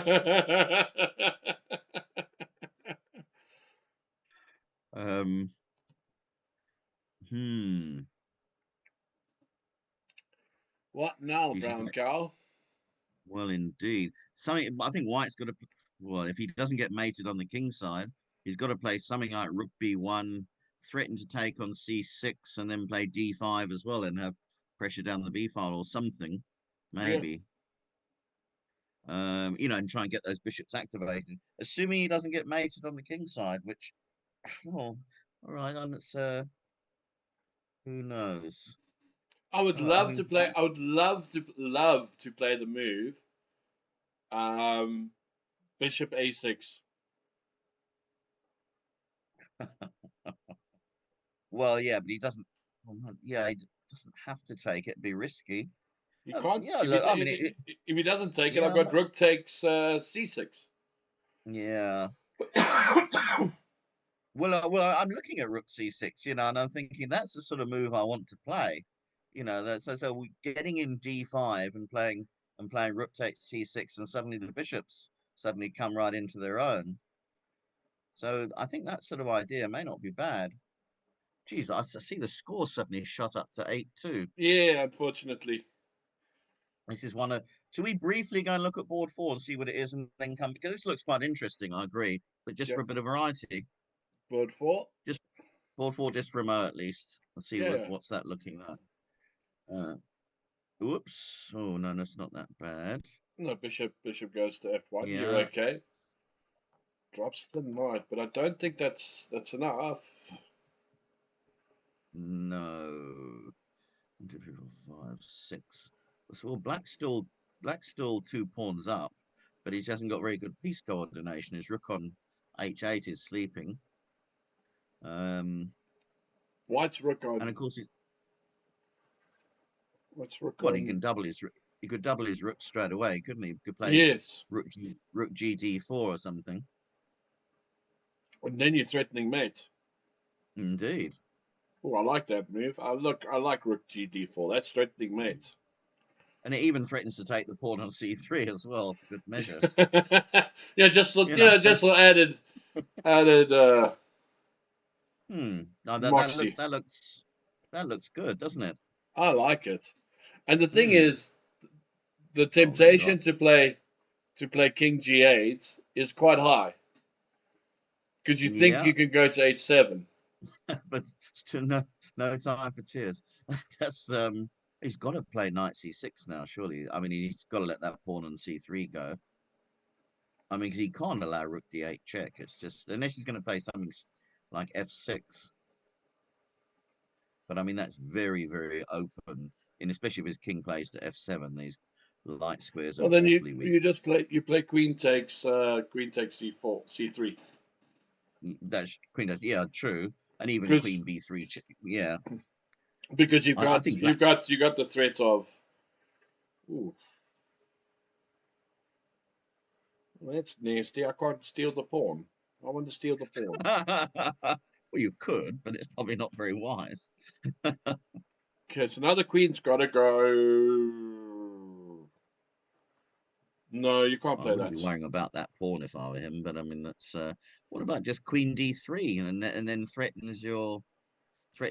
Oh no, wait, the queen's is covering e8, isn't it? So there's no mate there. He's got to. That's why black's got to stay on the e file, hasn't he? To make sure he doesn't get mated. Oh, he's not settling for draw here, is he? No, don't do that. Well, mind you, I mean, White's thinking, well, listen, I'm how many pawns down? A couple of pawns down at least. I'm happy with. Yeah, I think he's going to take a draw here. Come on, play. Oh, he's taking the draw. Well, that's well. Look, I suppose his team's won already, so if it's the team result, it's worried about. But should we go to 6 then? Yeah, we'll go to the last board. Well, we never got bishop a6. No, or rook And, takes c6. and Well, as now, I said, now yeah. there's problems here. How you start? I think is that's speaking euphemistically, of course. Yes. Oh, he's got to play rook g1, obviously. But now that's a lot of his attacking chances going as well, isn't it? He should have played bishop a6 when he had the chance.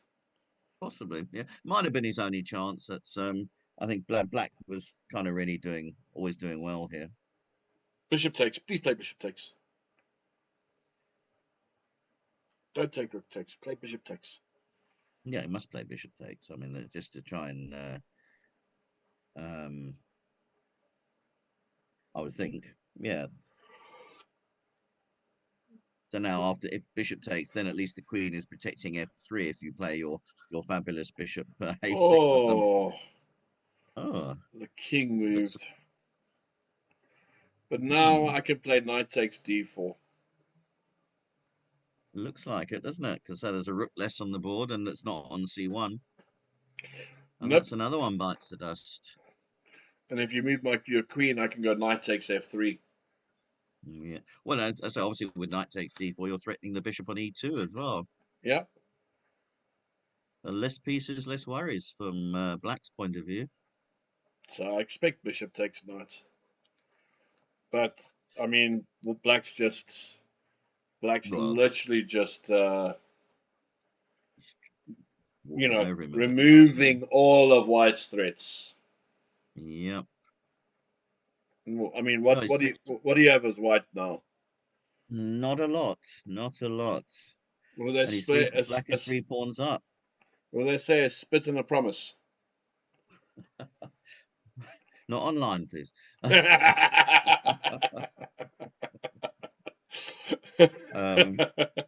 Is Black going to play bishop c5 at some stage, maybe as well? I would assume so. Well, f5 first. Oh, no. Yeah, true. Yes, of course. Well, rook d5 is fine here. Yeah,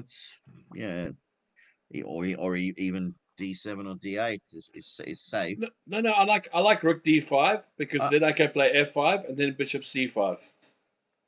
That's true. Yeah, that's true. Subtle. Well, you want to put your queen on the same diagonal as your king. Yes, I know. That's why I said.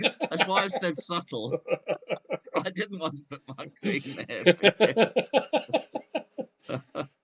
I always tell my students, when people do things like this, hunt for the pin, hunt for it, because 9 times out of 10, they're going to fall for walking into the pin. Well, you know it's going to happen after rook d5. He'll White to play knight g5, walking into bishop c5. You see. Yeah. Oh no, but yeah, and the thing is with rook d5, you can't play bishop c4. The knight's still defending. He's got it. He's gonna play f5. Wait for it. It's coming. Who said chess can't be exciting? Of course it can. You get excited for the smallest things. And they say they appease the smallest minds too. But apparently yes, so. Yes. I mean ours, not anybody else. He might play king h1 or something. I mean that sort of reduces the threat.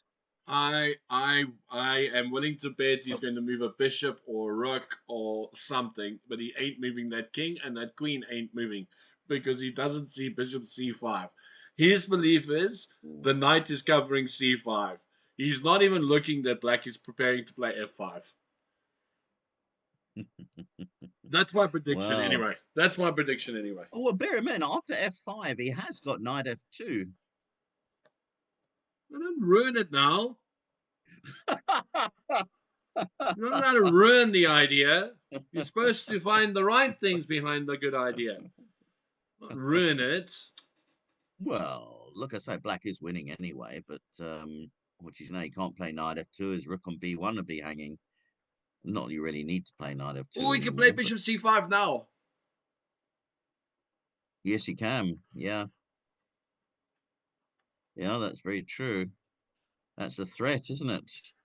That bishop c5 threat just doesn't go away, does it? He's got to move his king off that diagonal. He ain't. That king's staying. That king is gonna say, "I'm strong. I'm Braveheart." Well, I'm not sure if it's brave or foolhardy from my point of view here. He's only got 20 seconds left. Oh, I told you. See, I told you he's not moving it. I told you he's not moving it. And he's threatening queen takes b6. Yeah. No, not well. Yeah, I don't know if that. Yeah, no, you can't allow that. I'm just thinking you can't play queen takes f3, but well, obviously queen takes b6 is a threat. So what's black gonna do? Just get out the pin. Yeah, makes sense. Not like white, who stays waiting for the pin to happen.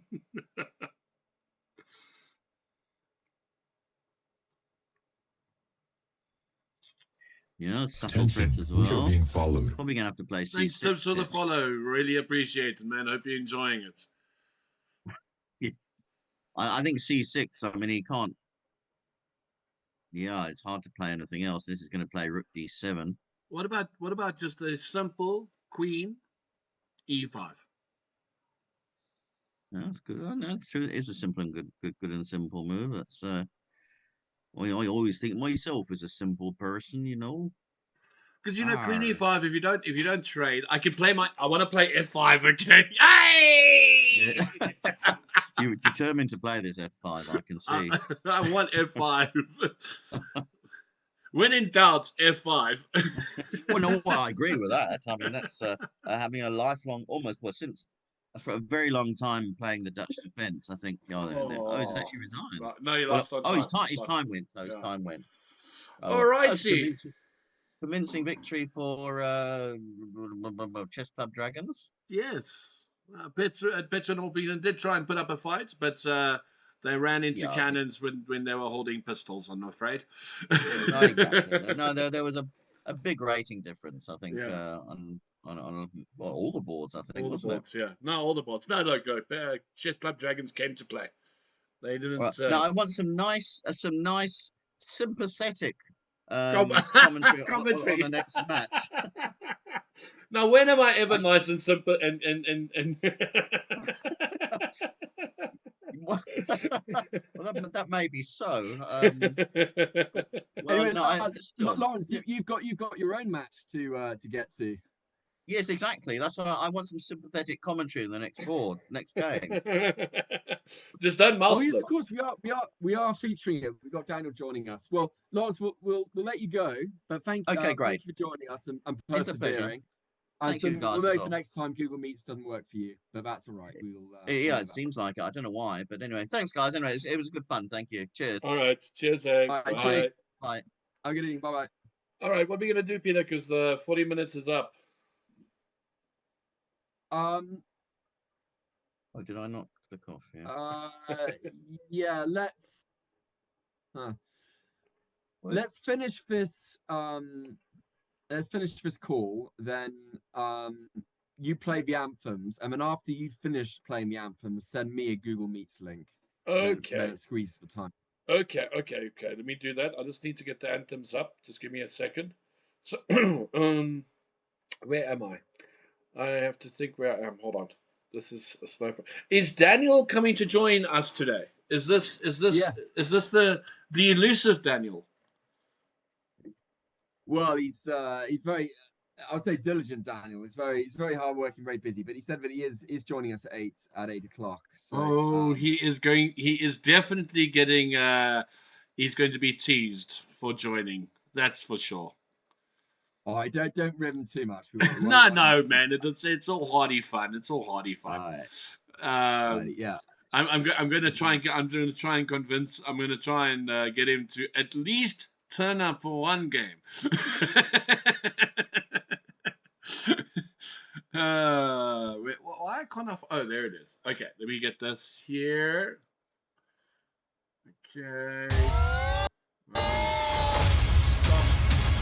my gosh. The other day, Dad, I heard you talking to the ace. Left in this chat, or like, let's squeeze out every last second of the free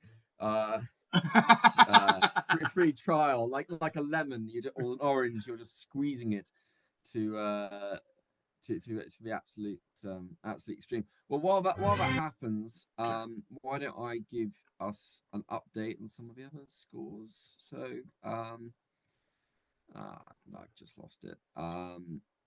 Dundee City A was one to watch because they were near the top of the table.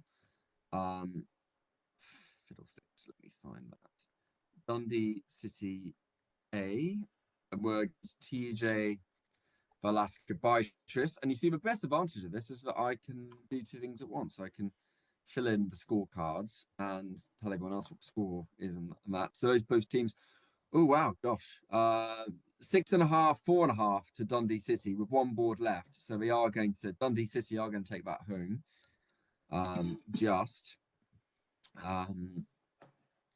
Chess Club A won their match quite easily. They go joint top with Team Iran Pro. So yeah, okay, Andrew, I'll say goodbye there. Just send me the link back. Whack on the anthems, here we come. Yeah, find the anthems. There we go.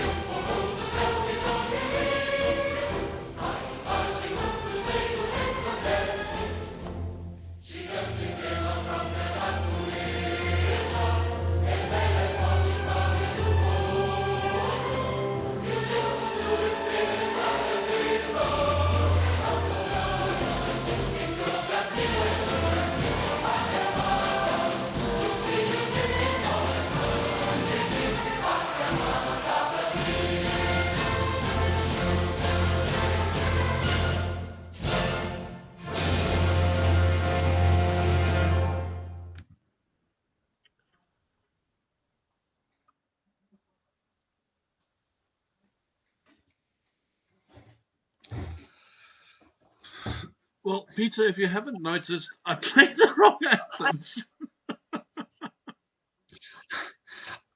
I didn't, but we still have time. Shall I play the right ones? Yeah, perhaps that would be a good idea. Let's not cause an international incident. Hi, Daniel. Good to see you. We'll just get the anthems right, and then we'll. All right. We'll get going. I'm just fixing up the stream quickly. I'll get the right anthems. Give me a second.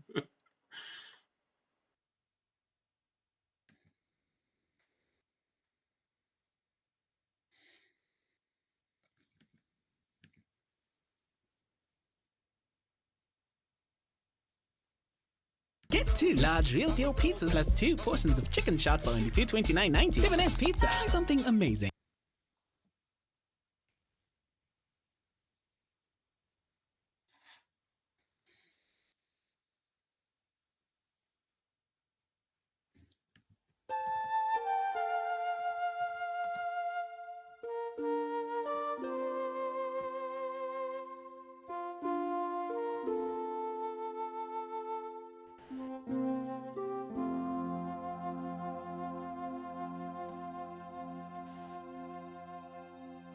O flower of Scotland, when will we see your like again? That fought and died for your wee bit hill and glen, that stood against him. Proud Edward's army and sent him homeward to think again.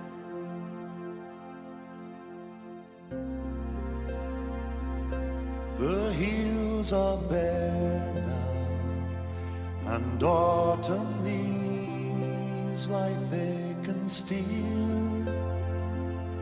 O'er land that is lost now, which those so dearly held, that stood against him. Proud Edward's army and sent him homeward to think again.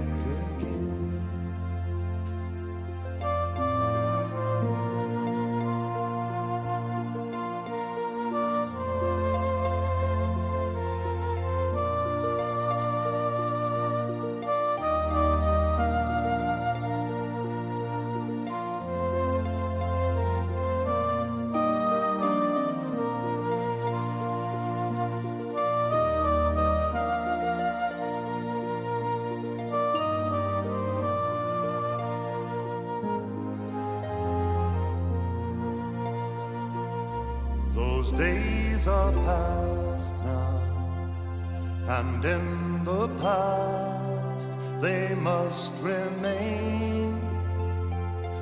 But we can still rise now and be the nation again that stood against him. Proud Edward's army and sent him homeward to think again.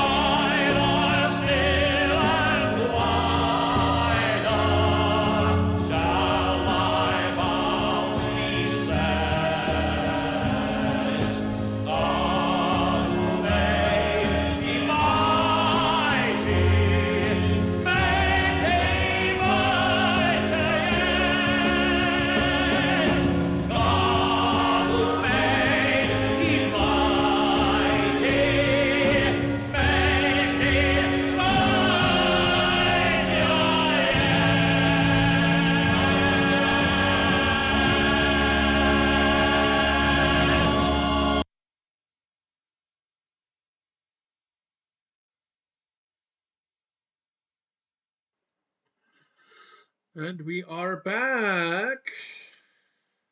Welcome to Daniel. Happy New Year to you, mates. Nice to see you. Glad to see you alive. Happy New Year. He's alive, Peter. He's alive. I'm alive. You're on. I think you're on mute, Peter.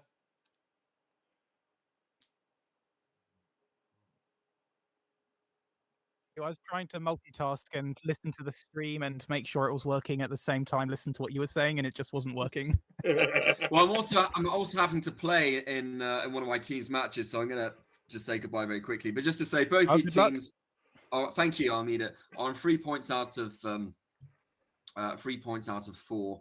So Petwood Orpington A should be the favourites. They go joint second whoever wins this game. So it's a big match. But I'll mute myself and mute the stream, even though it's a different match from one you're featuring. But anyway, I'll just say goodbye for now. Leave it in the experts.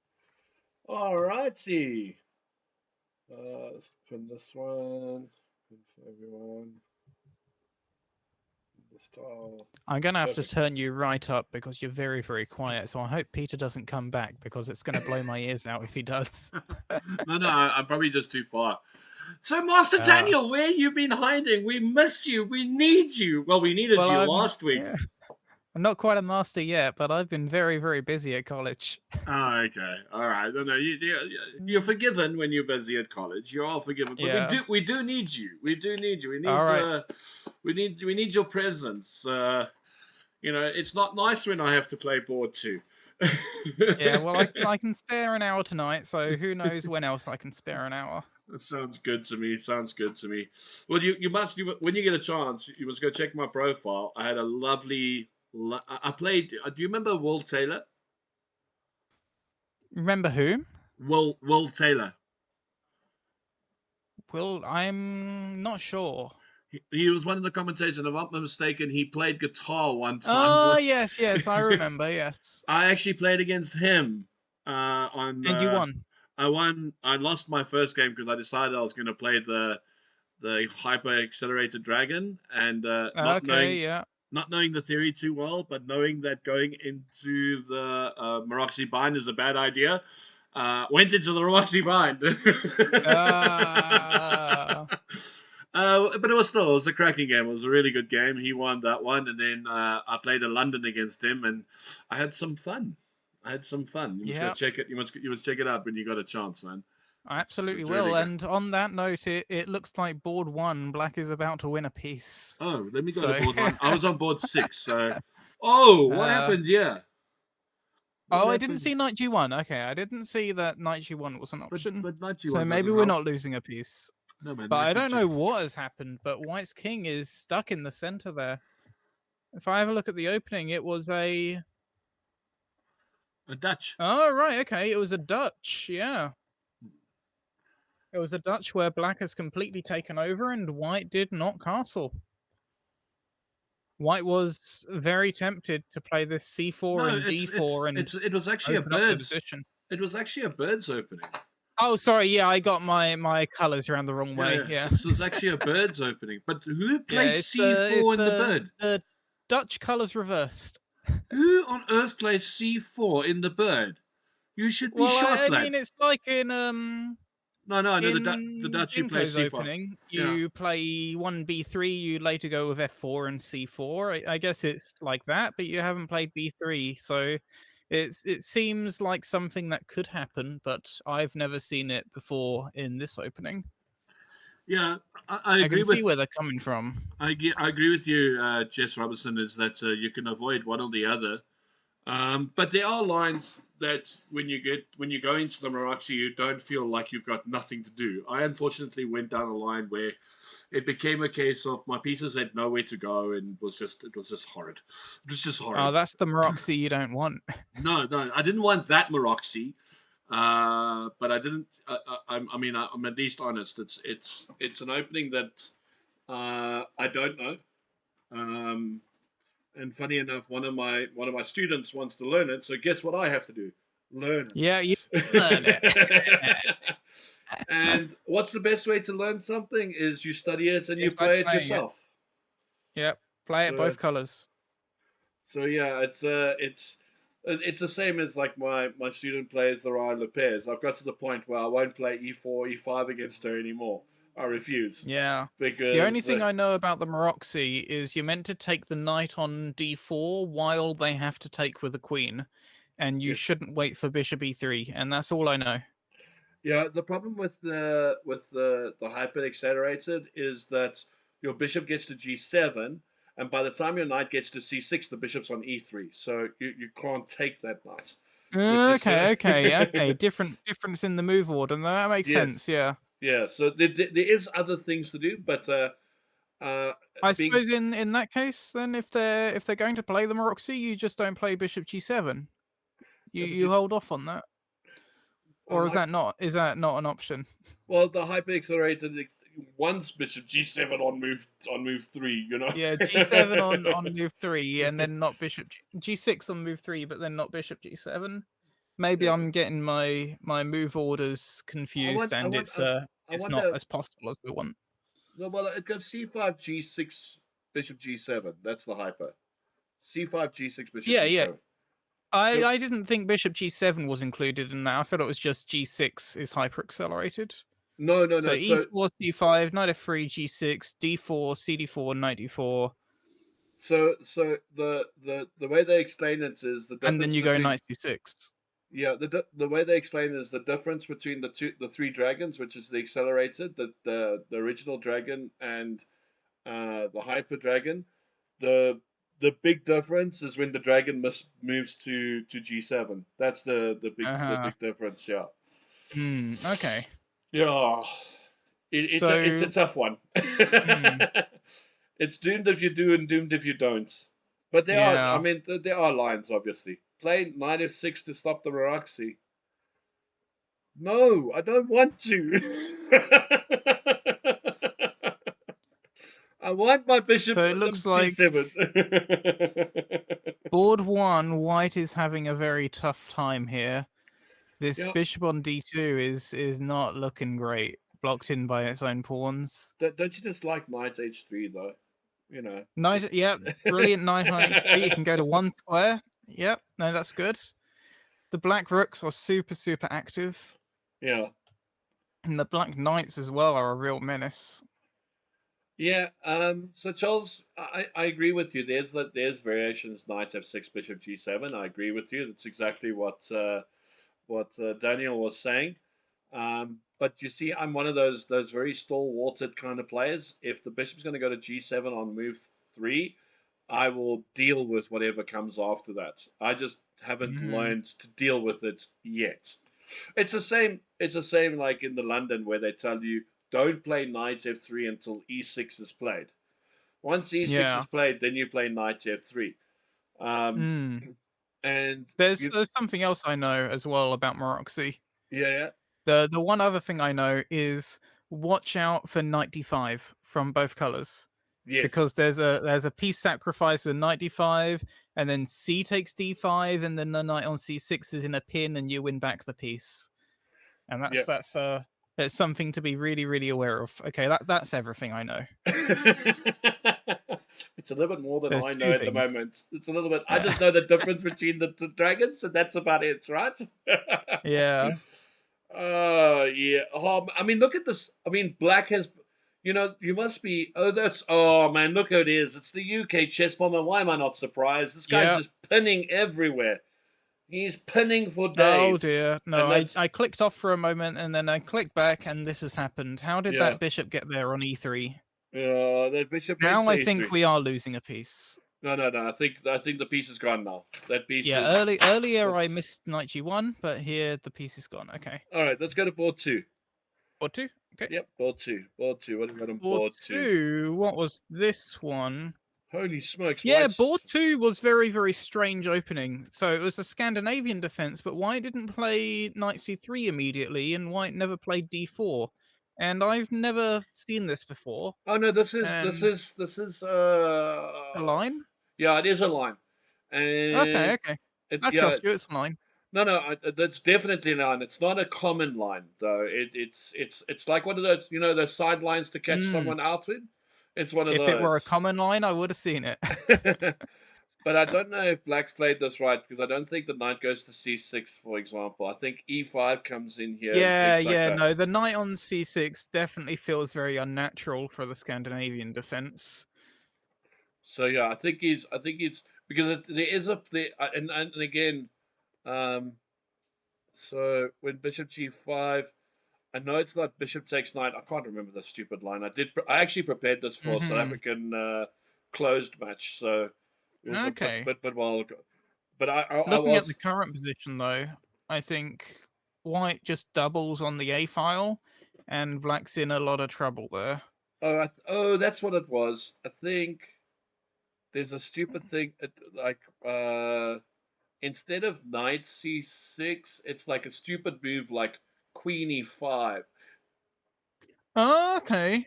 Queen e4, I mean. So like queen e4, and then if knight c6, queen e6, and it's very horrible. It's not a line I advise playing. It's if you're trying to catch your opponent out with with it, you know. Yeah. Okay. Certainly, queen e4 is not a move I would consider. Yeah, no, there's some disgusting line. It is the word is disgusting. I mean, after knight f3, I would consider playing e5 with black.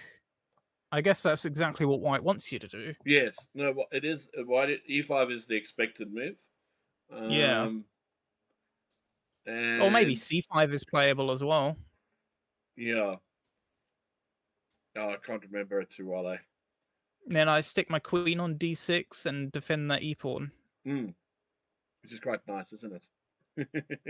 Hmm. So on board 2, what is the best move for white here? Well, I like the idea of doubling on the a file, so I want to play rook a3 or rook a5, and then put the other rook on a1. But the rook is already on a5 and a1. On board 2. Oh. Rook's on a1. I want to play rook a3 or rook a5, and the other. Oh, I'm okay. It's just refreshed. Okay, right. Daniel is caught up. Yeah, I caught up. They did play rook a5 on the move when and we've had a few moves. Okay, where are we now? Are you all caught up? Yeah. Well, it's just gone straight back into action. I think that's my internet. All right, so rook a5, rook a6 was played. Rook a6 just been played, so black to move. Okay, change it to the black perspective. Wow, it looks very different. So the first thing I noticed is the knight on a7 is in a pin, and it's a very, very awkward pin. It doesn't look like it's in a pin, but the only square is c8, undefends the rook. The other knight looks nice, but is it really doing anything? And if it gets kicked away, where's it really going? Well, it could take your bishop on e5. That's what I'm thinking. You might have to take the bishop on e5, because I don't see what else the knight is doing, and that bishop on e5, does that seem quite threatening? And the thing is, if you play knight takes bishop, pawn takes, queen takes, I'm going to play bishop takes c6. Yeah, I'm just trying to calculate all this. So you go bishop c6 and then knight c6 and then what? Queen b. Oh, I can't play queen b5 yet. Queen's defending that. Yeah. I thought I could play queen b5. That was my. My knight's defending my queen, so you don't have any tricks on the rook on a8. So maybe that doesn't work. Maybe not. Instead. Okay, so what about something as disgusting as this? Knight takes bishop, rook takes knight, then rook takes, queen takes. Hold on, you're not even recapturing on e5. Not yet, no. Oh yeah, okay. Yeah. Where are we going with this? So I'm looking at knight takes. Okay, you didn't play it, but the idea was knight takes. Rook takes knight, rook takes rook, and then queen takes b5. And do I have enough at that point? With the pin. Yeah, no, that's clever. Yeah, so you. And then maybe then I have. I don't know if there's enough, because the rook would be attacking my rook. Yeah, it gets a bit hairy. You need to, I reckon you need a good 5 minutes to analyze that position properly. And we don't have a good 5 minutes with either color. Yeah, no. So I think he's knight b6 sensible. So now here again, I'm looking at rook takes. I want to play rook, but I don't have the check this time. I don't have the check this time. Does black not have a threat to play f6? Could we have not done that on the previous move? Does that not win a piece? In fact, now it looks like f6 is still a move. I guess queen a5 is coming. Yeah, queen a5 is a threat, but then queen a5 is quite a nasty move actually to have to face. But you've got knight c4 again. Knight c4. There's rook a7. No, I'm saying he's got knight c4 now. Oh, right. You mean immediately? Yeah. I thought you were saying responding to the threat. Okay. No. I'm not responding to that threat. That's dangerous. No. That is very dangerous. Okay, yeah. So knight c4 now seems quite forced. Okay, it's played. And white goes queen e2 and offers draw. No. Oh, I got a question for you, Daniel. In fact, everyone in chat, here is the question, because this actually happened in an over-the-board event. Okay, I'm not going to give you the players' names. I'm just going to say player A and player B. Are you ready for this? Okay, so I do have a little bit of experience in arbitering. Good. I've read the laws. So here we go. So you know the Sophia law with a tournament that says no draw offers before move 30. And I understand this is in a tournament that's enforcing Sophia laws? That's 100%, and it's FIDE rated. Yeah, okay, and it's FIDE rated as well, okay. And FIDE laws and all the rest of it apply.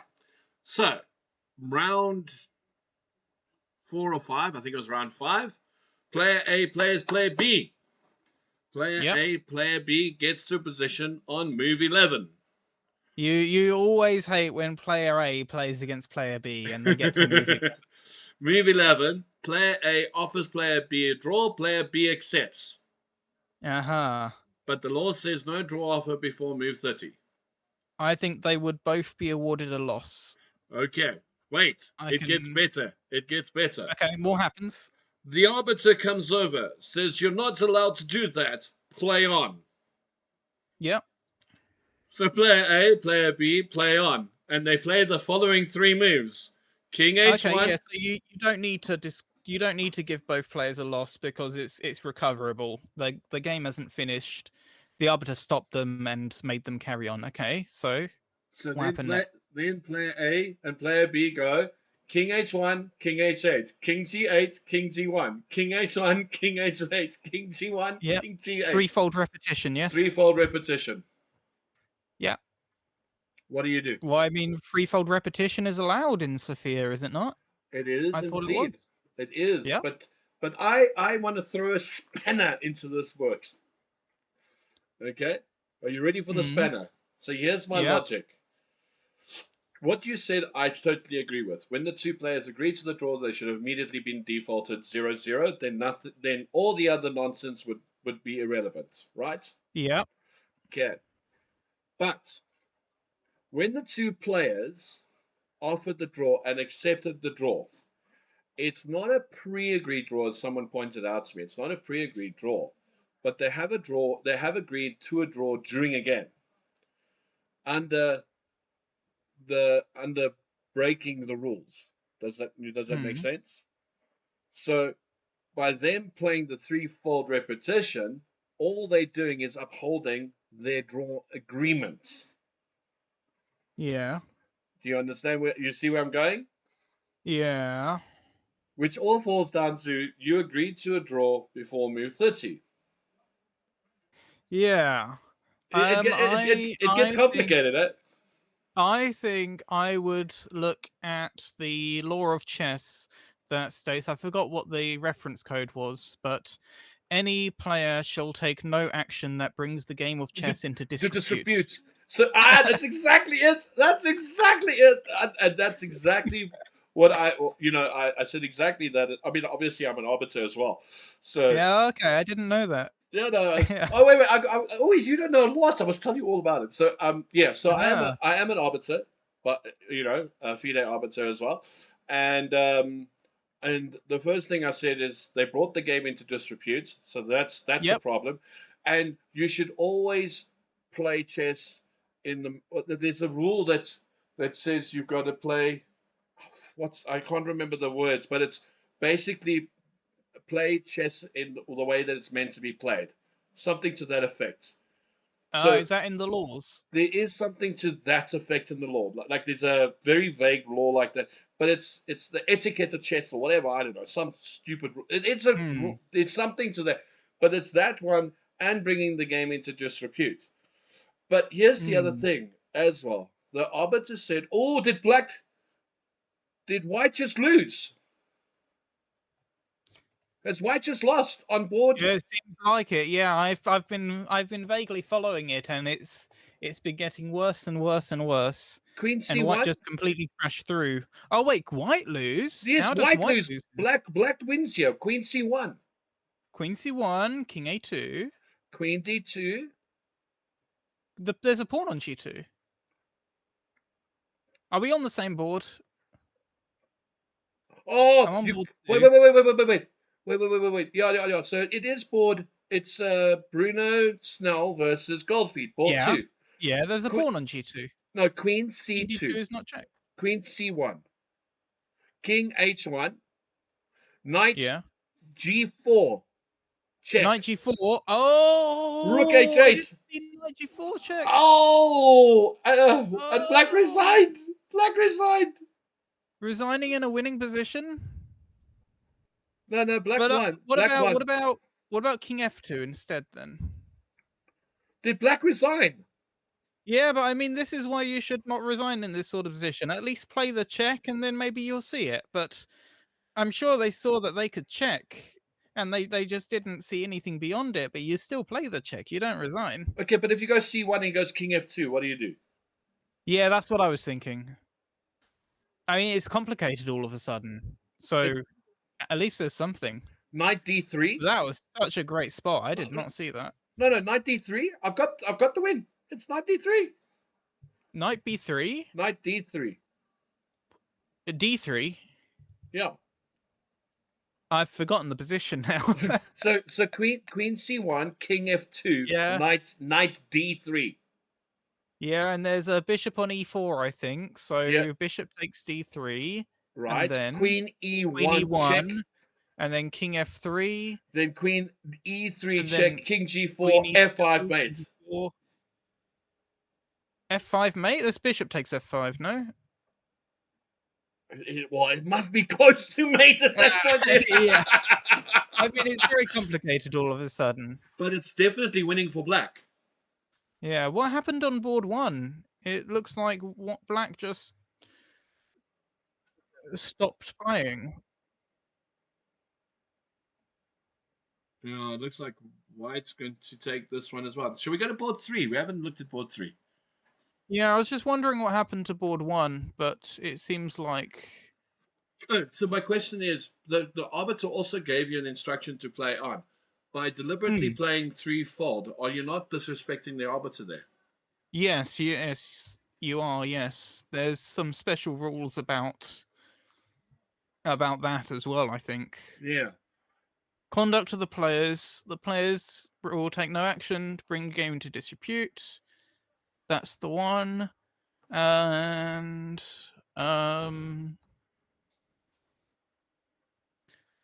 persistent refusal by a player to comply with the laws will be penalized by a loss. The arbiter will decide the score. Both players found guilty will be declared lost by both players. A player may appeal. Okay.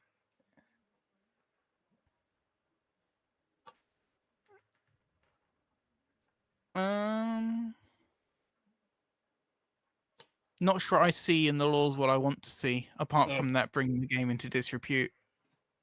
And there's nothing. You would know them better than me anyway, being an arbiter. You would think so. But isn't there one for just the general game, like the rules for the general game in the sense of, you've got to. not necessarily play the best moves at the hand, but play play play it in the way that it's intended to be played. You know, Yeah, not. I didn't see that when reading it, but maybe that's just because it's an online version that I was bringing up. Oh, okay. Anyway, I think I'm definitely going to go look at those rules. I'm sure there's something there. I think to an extent I've lost the games because of my internet. I've still got one game. I've got Beast from the Southeast, but I noticed some of the players were losing on time, and the other player had 10 minutes, and you kind of realized something was well, wrong. one of them I thought they've gone AFK, but then there were 2 or 3 of them I thought maybe it's me. It sounds like a Daniel problem, man. It sounds like a Yeah, Daniel it sounds problem. like my internet problem. Well, Pittsburgh and Orpington are 5-0 up, eh? Should we get back into the games? Yeah. I'm watching the Beast from the East and Batista. 15 seconds each. This is a crazy game. Yep. And So I mentioned earlier, board 1, Black had gone AFK. That was not true. That was me. Let's go to Beast from the Southeast. Can't you just play Rook takes pawn here? And this is a real time scramble now. Yeah, Rook takes pawn. Okay, this Rook is in a pin. This is annoying. Black's king is not in a good spot. And how do you White's stop? king is very, very safe. Oh, you lost the time! Oh, Oh, no, Dundee you just gotta sneak a play. win. You just gotta do something. Dundee sneak a win. All right, pick a board. Pick a board, Daddy. Pick a board. Any board. Any okay. board. Let's see which one looks the most interesting. Should we go to the bottom board, board 6? Yes, I actually had my finger on that board, waiting for you. Yeah, you knew which one I was going to say. Oh, it's Polish. Oh, with a B5. Okay. Excuse us. I have a question for you as well. You're playing a GM, right? You've seen how the GM has played. Do you play the Queen's Gambit accepted against the GM, or do you go for something like a Nimzo or a King's Indian, or if you do play the Benko, play the Benko? I don't play the Queen's Gambit accepted, and I don't know the Queen's Gambit accepted. I know it can get into draw-ish positions, but I think a position that's quiet like that and symmetric, it really does give a Grandmaster an opportunity to outplay me. And I don't want to be giving them an opportunity to outplay me. I want to play something that I know, something I know really well. I know where the pieces go, so I can hope to play my best and hopefully play on a similar level to them. Level the playing field by choosing an opening. Well, I can tell you one thing. I don't care who I end up playing when I play with the black pieces or the white pieces. I will always go to the Dutch against D4. Yeah, of course. Yeah, well, you know it, though. No, but that's exactly it. I don't care if the GM crushes me and he beats me and puts me in a pulp, whatever. If he does something that I haven't seen before, great. I've learned something. I don't mind. But if he crushes you in the Dutch, then he's going to crush you much worse in the Queen's Gambit accepted. No, 100%, no, 100%. No, it wasn't me that played the Queen's Gambit accepted. I was commentating on a game, and the guy played it. And I just thought, if you're going to play against the Grandmaster, the Queen's Gambit accepted is not one of those openings that you would go. You'd literally, King's Indian, Nimzo Indian, Dutch, Bangkok, yes, go for it. All those openings, you're giving yourself a real big chance. The problem with the Queen, and I used to play the Queen's Gambit accepted when I was younger. The problem is that you get a lot of complicated positions, and you've got to play strategically correct. And here's the funny thing: the Grandmaster will strategically outplay me every day of the week if I give him the opportunity. So. And then you've got to question, what if they just don't take the pawn back? What if they go something like G3 bishop G2 and take it as a pawn sacrifice? And what if that's something that they know? Yeah, no, exactly. And then suddenly you might find yourself in a lot of trouble. Yeah, no, 100%. But I mean, I think he played E4 or something, and knight C3 and delayed and played A4, like the typical stuff that a normal Queen's Gambit player would play against it.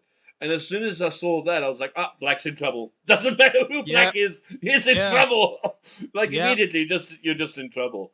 But also, you've got to consider, if I'm playing against a Grandmaster and we get into a drawn rook and pawn ending, I am probably not going to be able to draw that against a strong player. So just to think that you can play the Queen's Gambit accepted and get some drawing chances because of the opening, if I don't feel confident in myself drawing a drawn rook and pawn ending, there's no way I would feel confident drawing a Queen's Gambit accepted. Yeah. No, look. Well, I mean, that's you. You would say, I would still back myself in a rook and pawn ending against a GM. I know I will get outplayed. Don't get me wrong. Yep. But I do know enough that I could probably hold the position. You know. Yeah. If I remember, and I'm not in desperate time trouble. Let me just add that. Yeah. Well, if it's a Philidor position, I could draw that. Yeah. No. Click current tab events. What? Oh, okay. This D3 is a very interesting move. Blocking the defense to your own knight, but if the knight is taken, the other knight is taken with a tempo on the queen, so you don't end up losing anything. I think I'm right in thinking Black should not take the knight. I don't think you should take the knight. No? Okay, well then D3 is a good move. Sure. Oh, I love these moves. I love these moves. Doesn't mean D3 is a good move. No, I love these moves. You have no idea how much I love this move. Yeah, no, great find, great spot, and that's clearly just winning a pawn for Black. I don't see anything that you can do about it. The knight is not trapped on F2. These sorts of things you've got to look at. White Queen can't go and attack anything because if you look at the black pieces, every single one of them is defended. Apart from the bishop on D7 that you can't get to, and the knight on F2, which is Desperado anyway. So Black seems completely safe here. Yeah, so it looks like Black will win this. It looks like there's going to be a big win here for Dundee. Do you want to go look at the Warwick Society game? Yeah. Where are we going? Are you gonna send me something? I'll send it to you in the chat because Peter sent it on Twitch. So let me grab it. All right. And let me put it. What do you mean? You think this is going to be a big win? We're only just started. We've only had one result come in. No, they're 6-5 up. Results. 6.5 up. No way. Have I? Where did all that come from? Okay, yeah, no, I see now. Yeah, this might be a big win. Yeah. Right. Daniel's still living in the past, guys. It's okay. We understand. We're half an hour in, so I should expect more than 2 games to be finished anyway. Where does he want us to go? Click on current tabs. Up current tabs. There's nothing. Oh, there it is. Okay. Current events. Yeah. Cool. All right, I found it. I got it. Ooh. I mean, he says one-sided. He says one-sided, and then we go to Warwick, and they're 4-0 up. How much more one-sided do you want to be? All right, pick a board. All right, I can't get any previews up. I don't know what's going on. I can't even see how much time they've got. Shall we go board 1? Board 1, all right. Board 1. See if they got something interesting going on. Okay. So this is I can only assume Magnus playing the white pieces. Oh, now that you bring that up, I have to ask this question. What do you What do you think about Hans? He got to number 1 in the Blitz on chess.com. And then it says it's a challenge. Yeah, it sounds like just the sort of thing that he would do. And then did you see what happened a couple of days later? You should completely ignore him. Did you see what happened a couple of days later? What happened a couple of days later? Magnus won Hikaru 2 Hans 3. What happened? Magnus won Hikaru 2 Hans 3. Magnus and Hikaru have taken 1 and 2 positions. It is funny. Well, someone said chess needs someone like Hans because people watch him because of who because of his antics and all the rest of it. Yeah, he's an entertaining character. Yeah, I think he should just really concentrate on chess, though. Well, it seems like he has been, because as he said, he was playing chess non-stop through the year 2020, 2021, and he gained a lot of strength. Yeah. No, I don't doubt his strength. I don't doubt his strength at all. But until we see him, sort of dominating a candidates or fighting in a candidates type of tournament, you don't really have too much to say. Yeah, he is tremendous at blitz and online, but the stuff like the candidates, I think he's not quite on that level. But that's the point, isn't it? I mean, again, classical, that is. He's very good at classical. He's in the 2700 club, but he's not at the tip top like he is in online. He's really an online player, and one of the best. And again, at the moment, at least, because again, I always say that the ball boils down to mouse speed as well. I mean, have you seen Hikaru move his mouse around the board? I mean, it's insane. It's insane. I think they put boosters on his mouse, and by the time he's finished with his mouse, it's on fire. I mean, he turn up the sensitivity. Yes, and then he plays games. Yeah. Hectic. No, all respect to Hikaru and Magnus for their speed that they play at, and also the analysis that they do when they. I mean, I watched the one day, and in fact, when I played Hikaru, it was funny because I went to watch his video after I played him, because I played a move and he was shocked that I played the move, and he was like, "Oh, this." And funny enough, I actually missed a. I won't say winning. Chances. You missed a chance. I missed a chance in the game, and you would still beat me even if I'd found it. I'm going to be very honest about that. I didn't see it at all. But when I played the one particular move, and I mean the analysis he had, I hadn't even seen half the stuff he was talking about. I saw a minute in comparison. And you're going, how do these guys see these things so fast? Like, it's ridiculous. But that's why they're so good, isn't it? They just...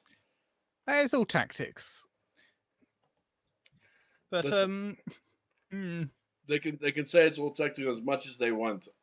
Yeah. There's no ways my brain is going at that speed.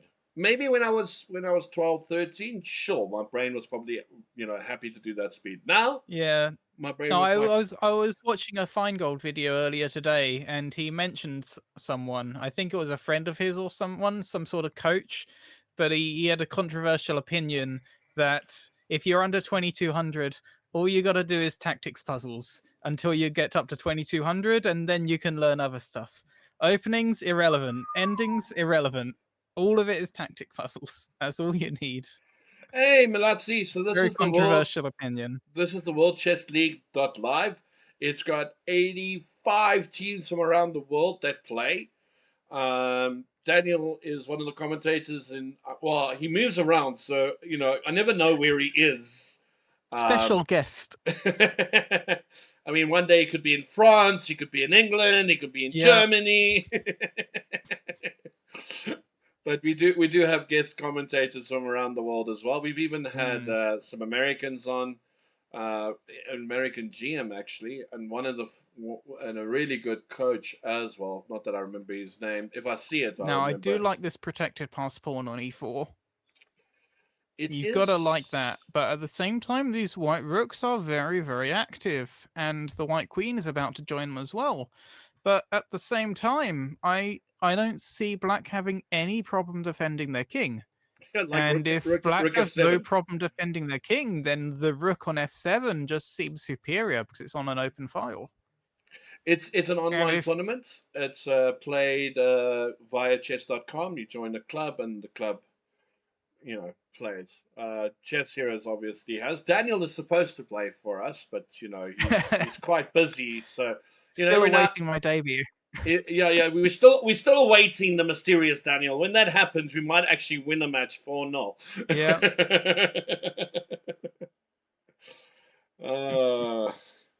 But it's good. I can sport with Daniel. We've known how long? We've actually known each other for quite a while now, Daniel. Yeah, I believe so. Yeah. It's like 3-4 years. I imagine so. Yeah. Oh, that was the other thing. So not only am I've even played for your team before, I think. I think so. I definitely think so. Yeah. Am I playing? Yeah, we played last week. Last week Sunday we played before the what's his name? What do you call it? Before the Cape Town Masters, I played on the Sunday. That's the game. That's the game, Malazzi, I sent you in the message. It was from that league game. I'm also. I'm going to see if you know what this means. I'm also a titled AIM. Arena. I know what that means because I've played in the local chess congress with them before. Is it? It's a fake title that doesn't mean anything. Well, I mean, I understand why they put the titles there. It is to encourage you to push for your real titles. Yeah, it's nice that you can get a title without being any good. It's quite nice. I almost will take offense to that. Almost. I had to work hard for that damn title. I will say though that I must have played about close on 250 games to get that title. Because when what is quite nice if you don't have the opportunities to play in so many FIDE events, then you can still work towards this. Yeah, no, I mean I played like I said 250 games. I'll tell you what the downside to playing those games were: running into the amount of cheaters that I ran into. My gosh. And they don't, and the site doesn't pick them up as easily as chess.com does, unfortunately. But I am very proud. No, it's been a problem. Without being any good. That's the bar. No. This is just sporting. Daniel knows I'm relatively okay. He's just sporting with me because this is what we do as commentators. I mean, if you're going to play the Dutch, your rating can only get so high. You know what? Challenge accepted. I'll show you. I'll be 2-2 with my rating. In fact, no, I only need to be pit up against Simon Williams to be proven wrong there. I would actually go. I mean, I actually gone through his work on the Dutch in particular, and I think I play the Dutch sometimes better than he does. Sometimes. I'm not challenging you, Simon. I'm not challenging you. I think that counts as a challenge. I think we all heard that. I'm thinking black must be better here. I don't see how black can't be better. You're going to put a queen on f4 and go to c1. You're going to bring the other rook to f6 and bring it down. The pieces are piling in through the f-file here. And the white rooks are doing really nothing. Well, there's your f4 move. But the bigger issue is that this king is cut off from society. A guy at my club who plays the Dutch and the bird, the white Dutch, or is the Dutch the blackbird? So no. So very clever. Yeah, I like that. So I used to play the Dutch and the bird. In fact, the bird is still in my repertoire, and I'll whip it out when I want to. And I'll say this, that because of the bird, and this is going to be very controversial when I say it, because of the way I played the bird, I play the London 10 times better than most people that start off with the London. Okay. And I'll tell you why. There's a similarity. There's very big similarity. So when I played f4, I always wanted my knight on e5. Now I play d4 and I always want my knight on e5. The only difference is I don't get f4 d4 in very often because in the London the knight comes in or the queen comes in. But it does give me the freedom to play moves like g4 and h4 without fear because of Absolutely. Of what I've what I've experienced with the bird. Let's put it that way. Yeah, no, that's quite reasonable. Yeah, the London players, if you learn your system, if you're not very experienced in it, then you might want to just stick to safe, stick to what you know, and suffer a bit of creativity. But having played an aggressive opening like the Dutch before, you know these positions, you know these moves, and you know some ideas that you wouldn't necessarily have looked at otherwise. Yeah. I'll drop you a message on chess.com, Latsy. I'll tell you how they go about doing that. I think essentially it's on the FIDE arena or something. It's a website. So you for join online FIDE rated chess. Yeah, you go to the FIDE online. You pay your subscription of $10. They tell you play 100 games. Your rating at a certain level gets you a certain title. I have no intention of getting AGM. I have no ambition of getting that title whatsoever. No, focus on getting a real title. Well, you know what? Oh. The only title I'd really would love to own at some point is a CM. Okay. I wouldn't. I can't remember what you need for CM. If the CM title's up for grabs, you need to have been over 2,000 at one stage, and I think if it's just rating wise, I think it's 2,200 that you need to be for a CM. So okay. Yeah, dude. I can tell you now, it's tough. I mean, I did struggle because I encountered. But what you do is, as soon as you know the guy's cheating, you just avoid those matches. You don't play those matches against them. Simple as that. So that's the only way to do it. No, because I think a lot of it is very psychological, and you can make yourself think that you're playing against someone who isn't genuine, and it can affect your own gameplay. And a lot of the time, they'll just be playing well. Yeah. How would you know? Well, I mean, leave it to the website. They have very, very good detection programs. Leave it to them. Well, I played if someone's cheating, they'll know better than you will. 100%. Well, I played a game where I was dropping a knight, and I can tell you now, everybody in the world would take that knight, no doubt. The guy didn't take my knight. Instead, well, that's one move of one game. No. I was just picking this particular game. I know the guy was cheating because he literally played 3 or 4 moves and then picked up my queen, which wasn't there initially. Yeah, if I would have any suspicions, I would put the game through a computer, see what their centipawn loss is. If it's under 10, I'd be suspicious. So I'd open up all their other games and put all them through analysis as well, and have a look for a trend like that. I claim he must have been a secret pilot for the U.S. government, flying the SL-7 Blackbird, and then the CIA, which was what? I think people at this hour of night have got too much on there, too much to share. Andrew, like when some people smoke, they start coughing. I think Andrew talked too much about cheating. He starts coughing as well. 100%. Right, what else are we looking at? So it seems like board 2 have finished both their games. Yeah, should we go to board 3? Board 3, let's have a look. And they've just finished. Should we go to board 4? Oh, they just finished. Okay. Well, who's winning though? Well, Black resigned. So what happened? What, on board 3? Oh, wow! Black resigned there because of bishop takes e5, g7. Which board are you looking at? Board 3. I'm on board 3. He's got queen King's a8. College against Warwick. Yeah. Black's just played bishop e5. Check. Yeah. Okay. Bishop e5 check.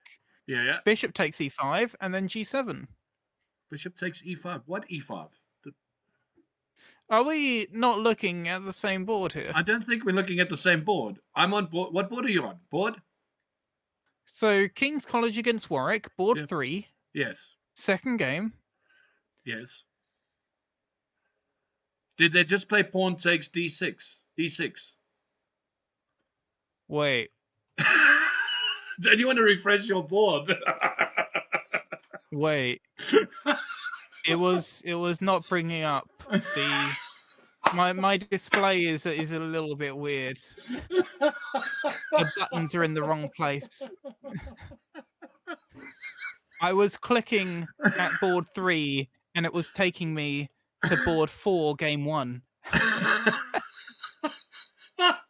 What I need to click on is the button above it, or yeah, that would work. The buttons are all in the wrong place.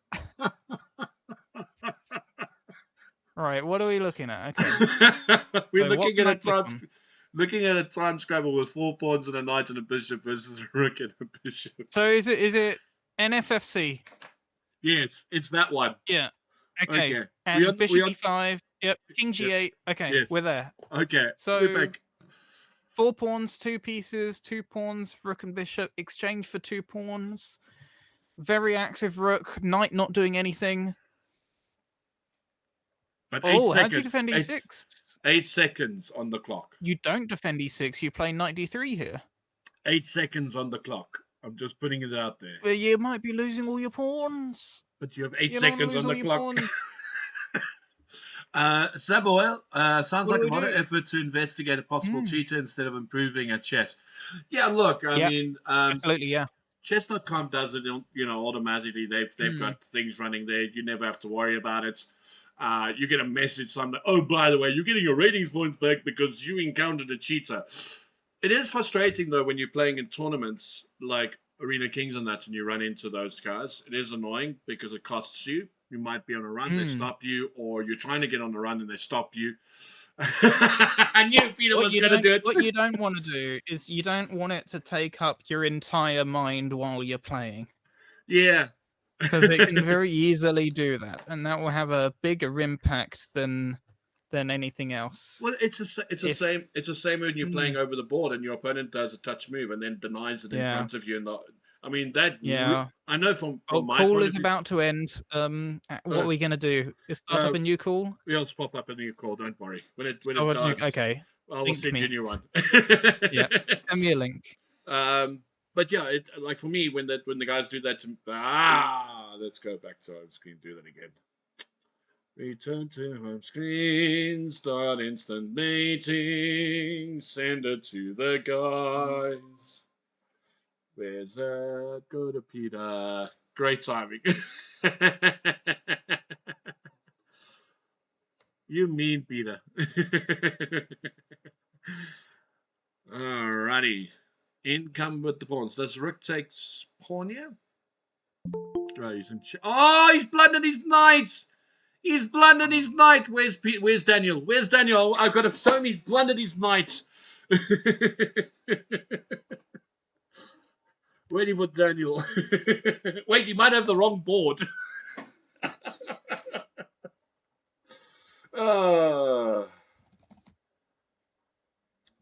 I have too much energy at 11 o'clock at night.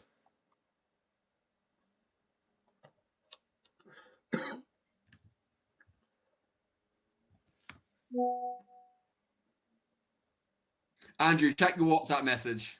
I saw. I saw. I don't know how you did that, but...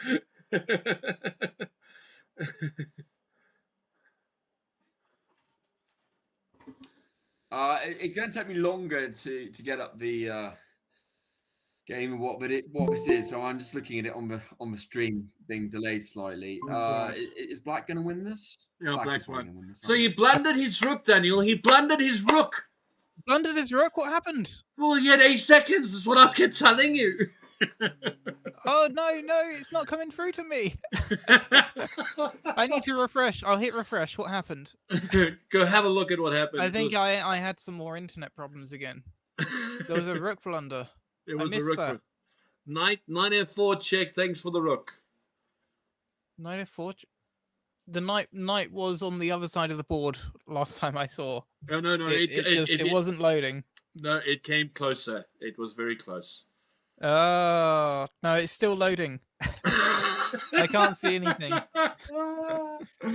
I think if I'm going to do commentary again, I need to fix my internet first. Any bets for a stalemate here? Oh, he put his knight there. That's sad. I was hoping for the pawn push, then the king, then the stalemate.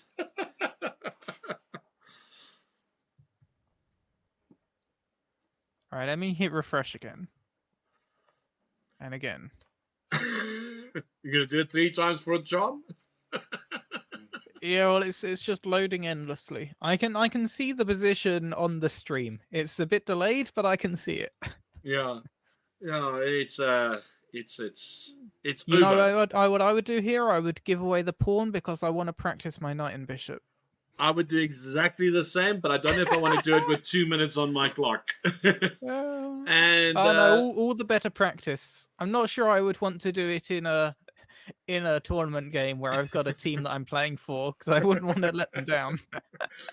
So 5-3 Warwick Society. It actually came a bit closer than expected because, 4-4 would have been a 4-0 up, and they only won 5-3 in the end. So let's just put that into perspective. It wasn't. Yeah, Andrew, didn't you slag me off after I said, "Why are we going here? It's 4-0 down." Well, I had to do something. When Andrew's mean to me, Peter never forgets, especially when Peter proves him wrong. But it's all in good jest. I was thinking it might have been a Daniel issue. The scores were wrong. It's supposed to be 2-2. I needed to refresh the page. Oh, it has been a struggle.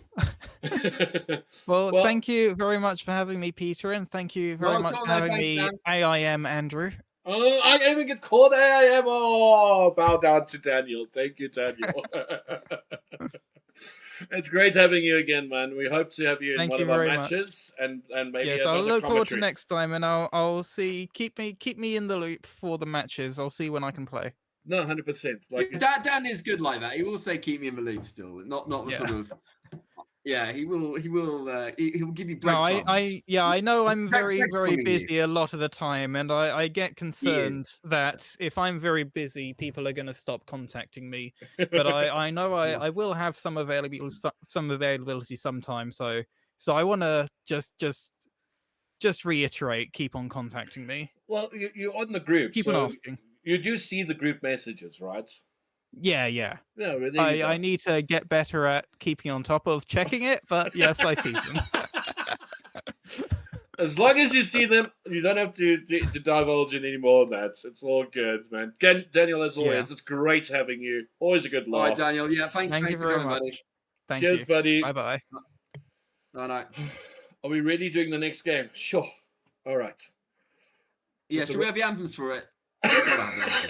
Can we have the anthems again for it? Because I've already played it. Yeah, I think it's fair. I mean, to make up for playing in the wrong place last time. Is it me and you? Yes. Okay. Do you mean that's the least convincing okay I've ever heard?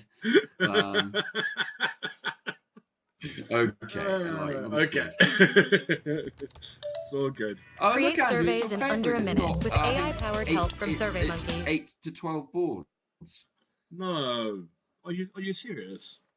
Really? Can't these people do 4 boards? There's someone with a grade of 100 here. I love that. Listen. If anyone ever puts 100 players versus 100 players in the World Chess League match. No. As in a rating of 100. Oh, no, I'm not worried about that. I'm talking about we have 100 boards. If anyone ever puts 100 boards out, my stream will crash. I will just categorically say it crashed. Because there's no ways in 10 minutes. Andrew, I'm messaging you something. Do not read it out on stream. No, I won't. I'm going to put the anthems on. All right. Yeah, whack them on.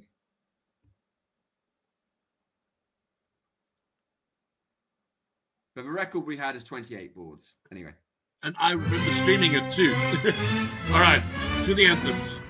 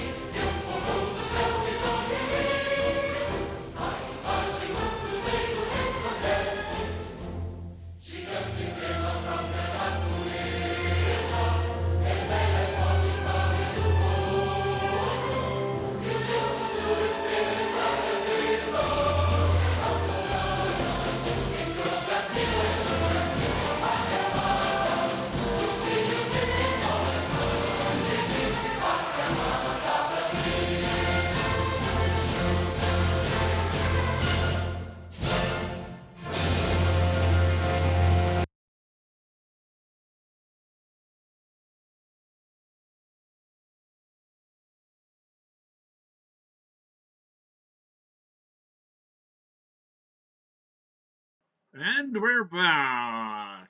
Aren't we lucky? They are lovely anthems. Anthems so good you should play them twice. Yeah, apparently. Yeah, he didn't even fake laugh there. There you go. Shall we go to the bottom board? I think there's a bit of history here. I have never, ever, in my years of doing this league, seen a player rated just 100. So we got to do that. Rodri Gonzalez, 77, has just resigned. Resigned having got to an end game, but yet on the time had 10 minutes and 38 seconds left. That's quite, that was also quite impressive. So context, this is a massive, Team Brazil are 2-0 up now. Sure. Let's go to Matty X, 36-58.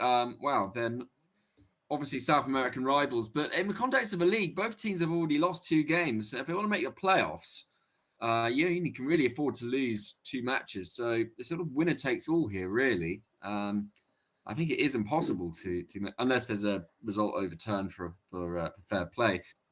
This is a must-win game for both teams, so there's a lot at stake here, and it's Chile under a lot of pressure. Matty X has got mate in one. Oh, back rank, mate. Back rank, Well, always mate. mate in one. Sorry, backman mate, and wow, Team Brazil Rapid are obviously very sympathetic to Andrew, it being so late and wanting to wrap this up as quickly as they can for him. Right. I mean, if they wrap this up, they definitely go into my good books. They can always have a stream. Yeah. D. Cruminera, that's Diego. He's Team Brazil Rapid captain.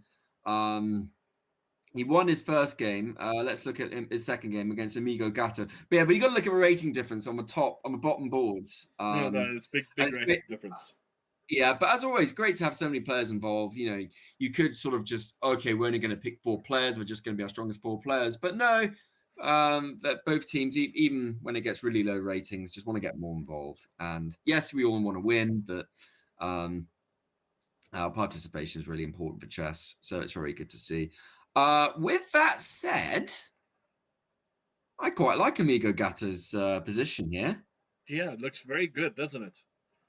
Ooh, that's a bit over the top. Played it very quickly. Takes, knight check, king back, queen. Yeah, bishop takes knight though. Bishop takes knight, and we're fine. You don't need to do that. Doesn't need to do that at all. Wow.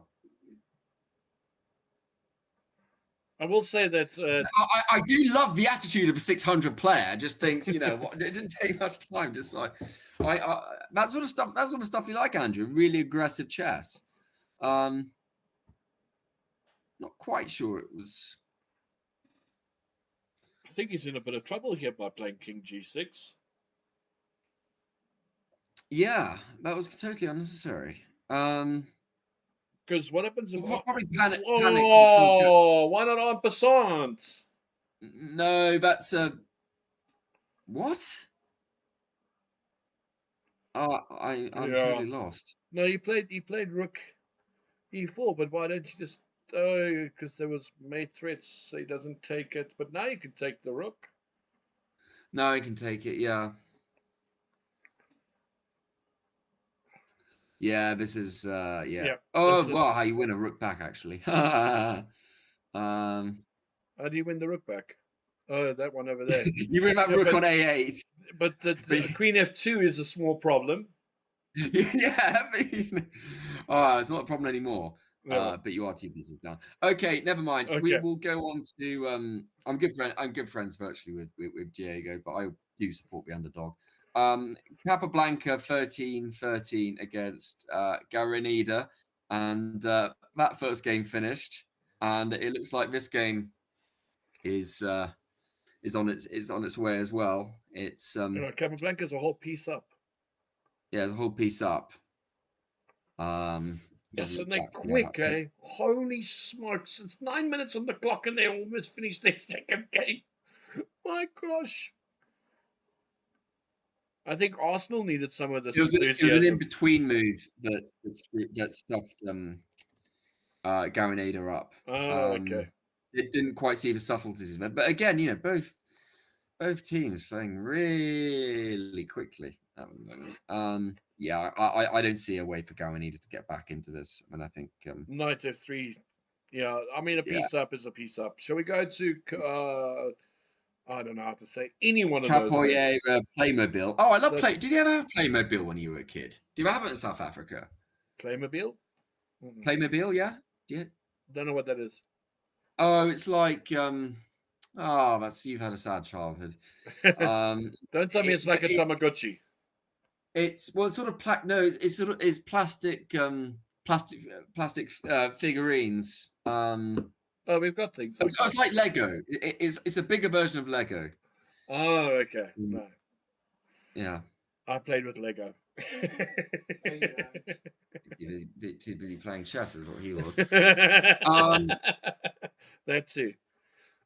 Isn't Right, there mates here? Rook G6, Bishop G7, Bishop H3.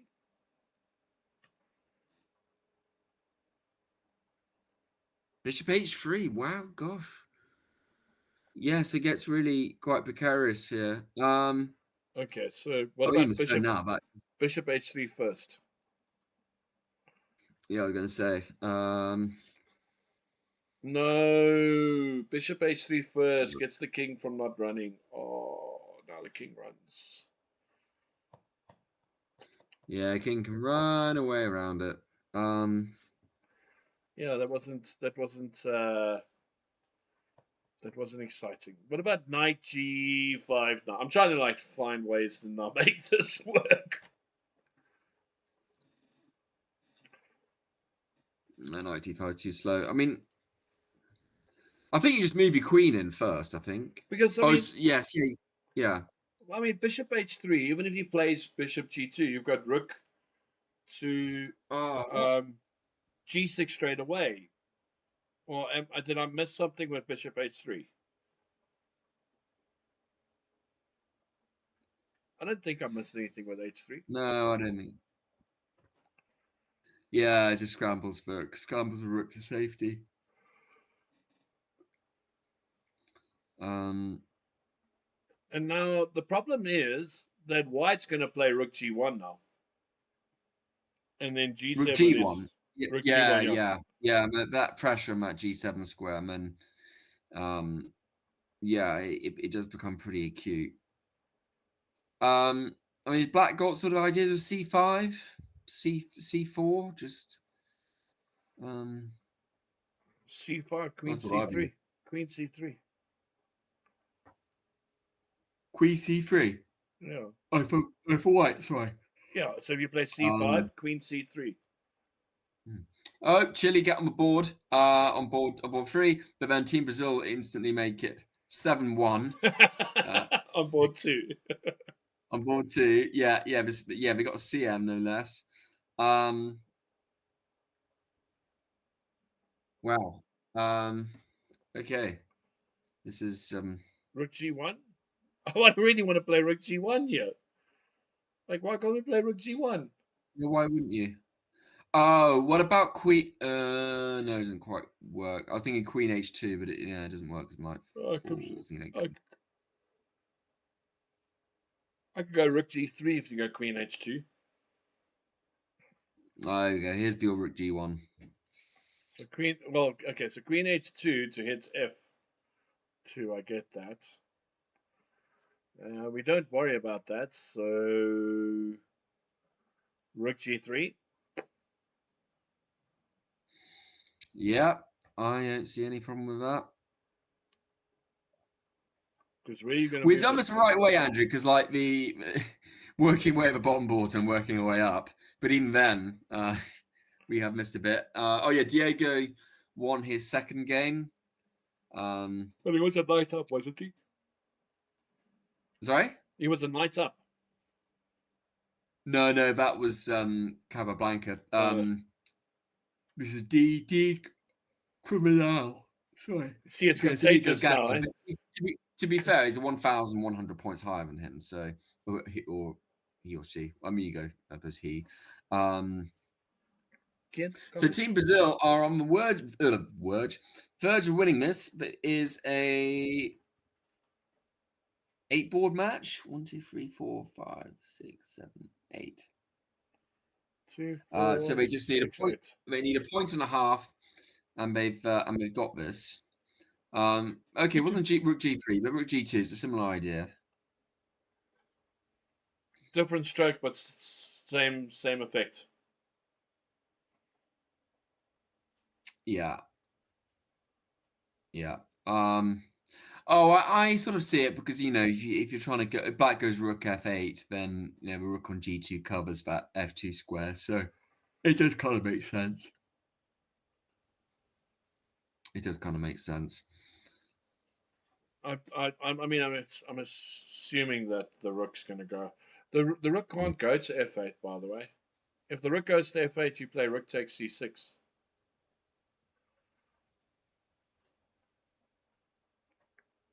Oh, you do? That's horrible. So you've got some leeway, but yeah. Gosh, it really is. Well, I mean, I just thought c5 should be played much earlier, but that's just me. Shall we go up to try and get each board, a little bit of each board? Mauro Sergio against Pan Flo. Got it up. Oh wow, this looks boring. As in, completely opposite to the other games we've seen. That's my line. Wow, is there a single piece been taken here? I don't think there has. That hasn't been a piece off the board.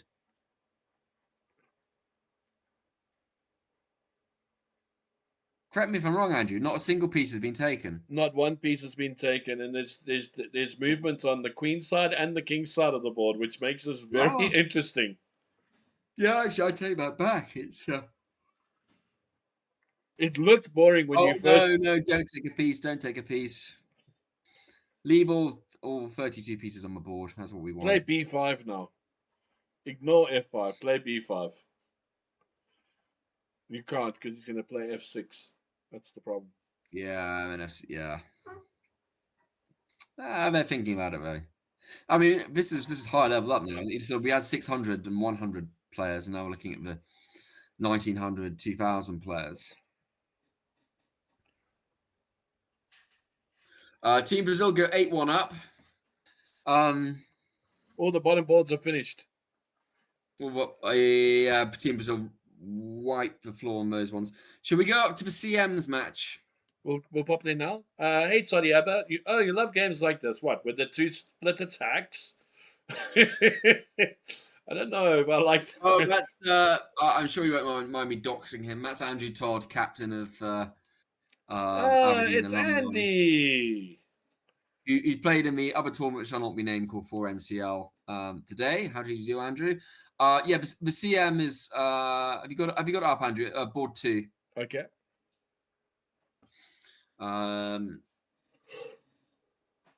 Against Kaiser 1, 1998. Bishop G3 is a big problem.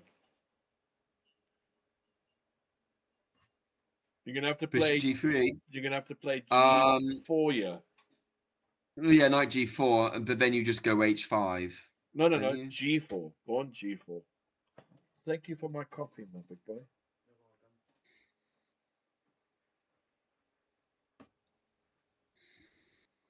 At 11:30 at night, do not drink coffee, lads. Yeah, drink. Don't drink and stream and commentate on chat. I think you got to play G4 here because Bishop G3 is just killer. But there's so much problems with this position for white.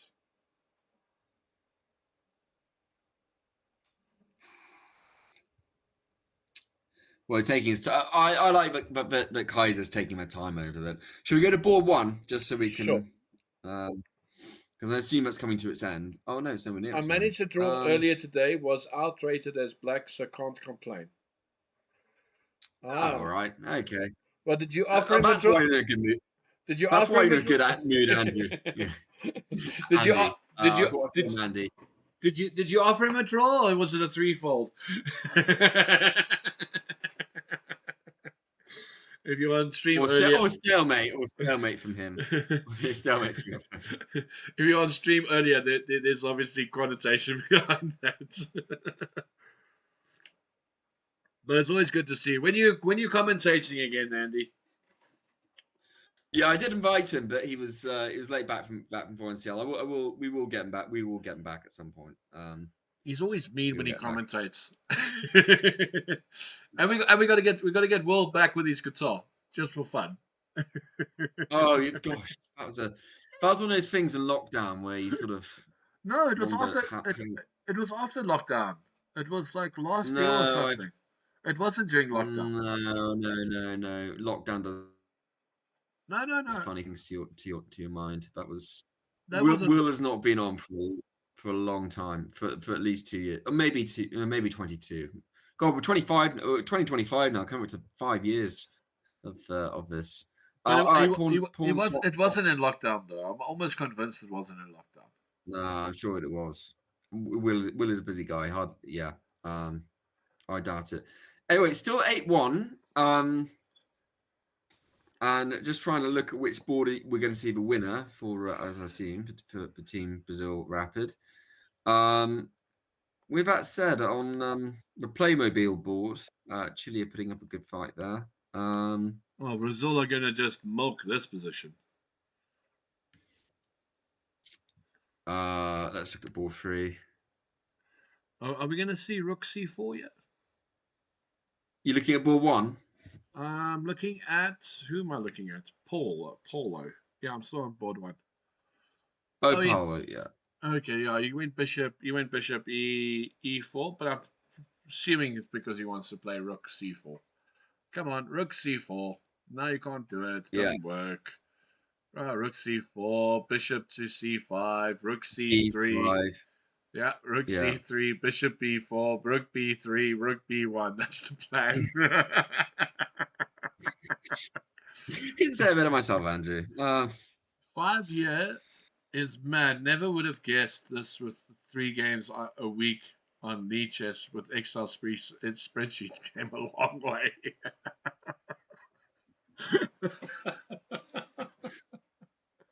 Oh my gosh.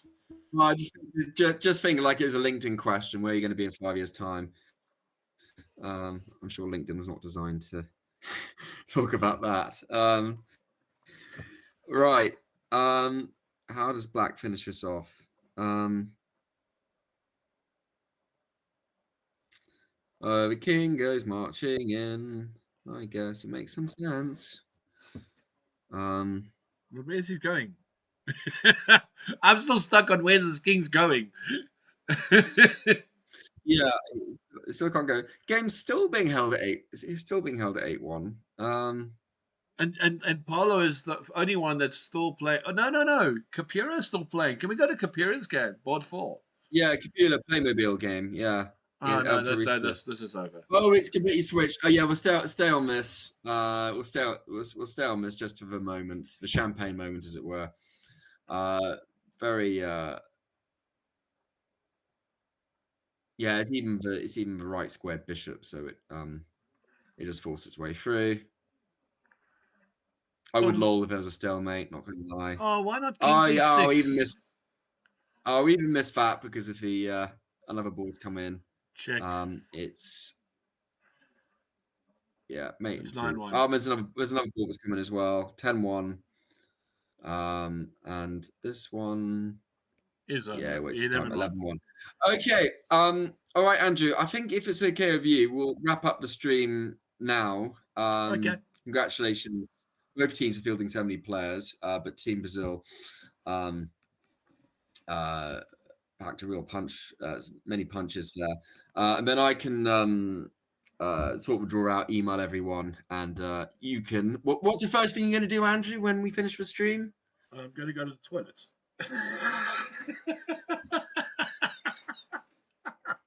Diplomacy, Andrew, diplomacy. I mean, I'm going to release your video and I'm going to put it on YouTube. Release video and put it on YouTube. Alrighty. Well, World Chess League, good night, everyone. And thank you, Andrew, so much for covering all these games as always. Current to fight from year 2020 to 2025. It's been amazing. Night for me. All right, guys, that's us from Chess Heroes here on World Chess League.live. We'll be back for round 6, and I promise you, there are going to be some humdingers. And I'm gonna do a little bit of research and find if there's any naughties that's happened in the previous rounds. Just curiosity, because there was a little bit of naughty, which is unfortunate. But no, I won't do that. I'm pulling everyone's leg. But come back, come check it out and see. Does Politica keep going on there? their rampant roll? Are they going to be stopped this time in the next round by some unknown team? Who knows? If you're not here to see it, you won't believe it. From us, from Chess Heroes and Peter, good night.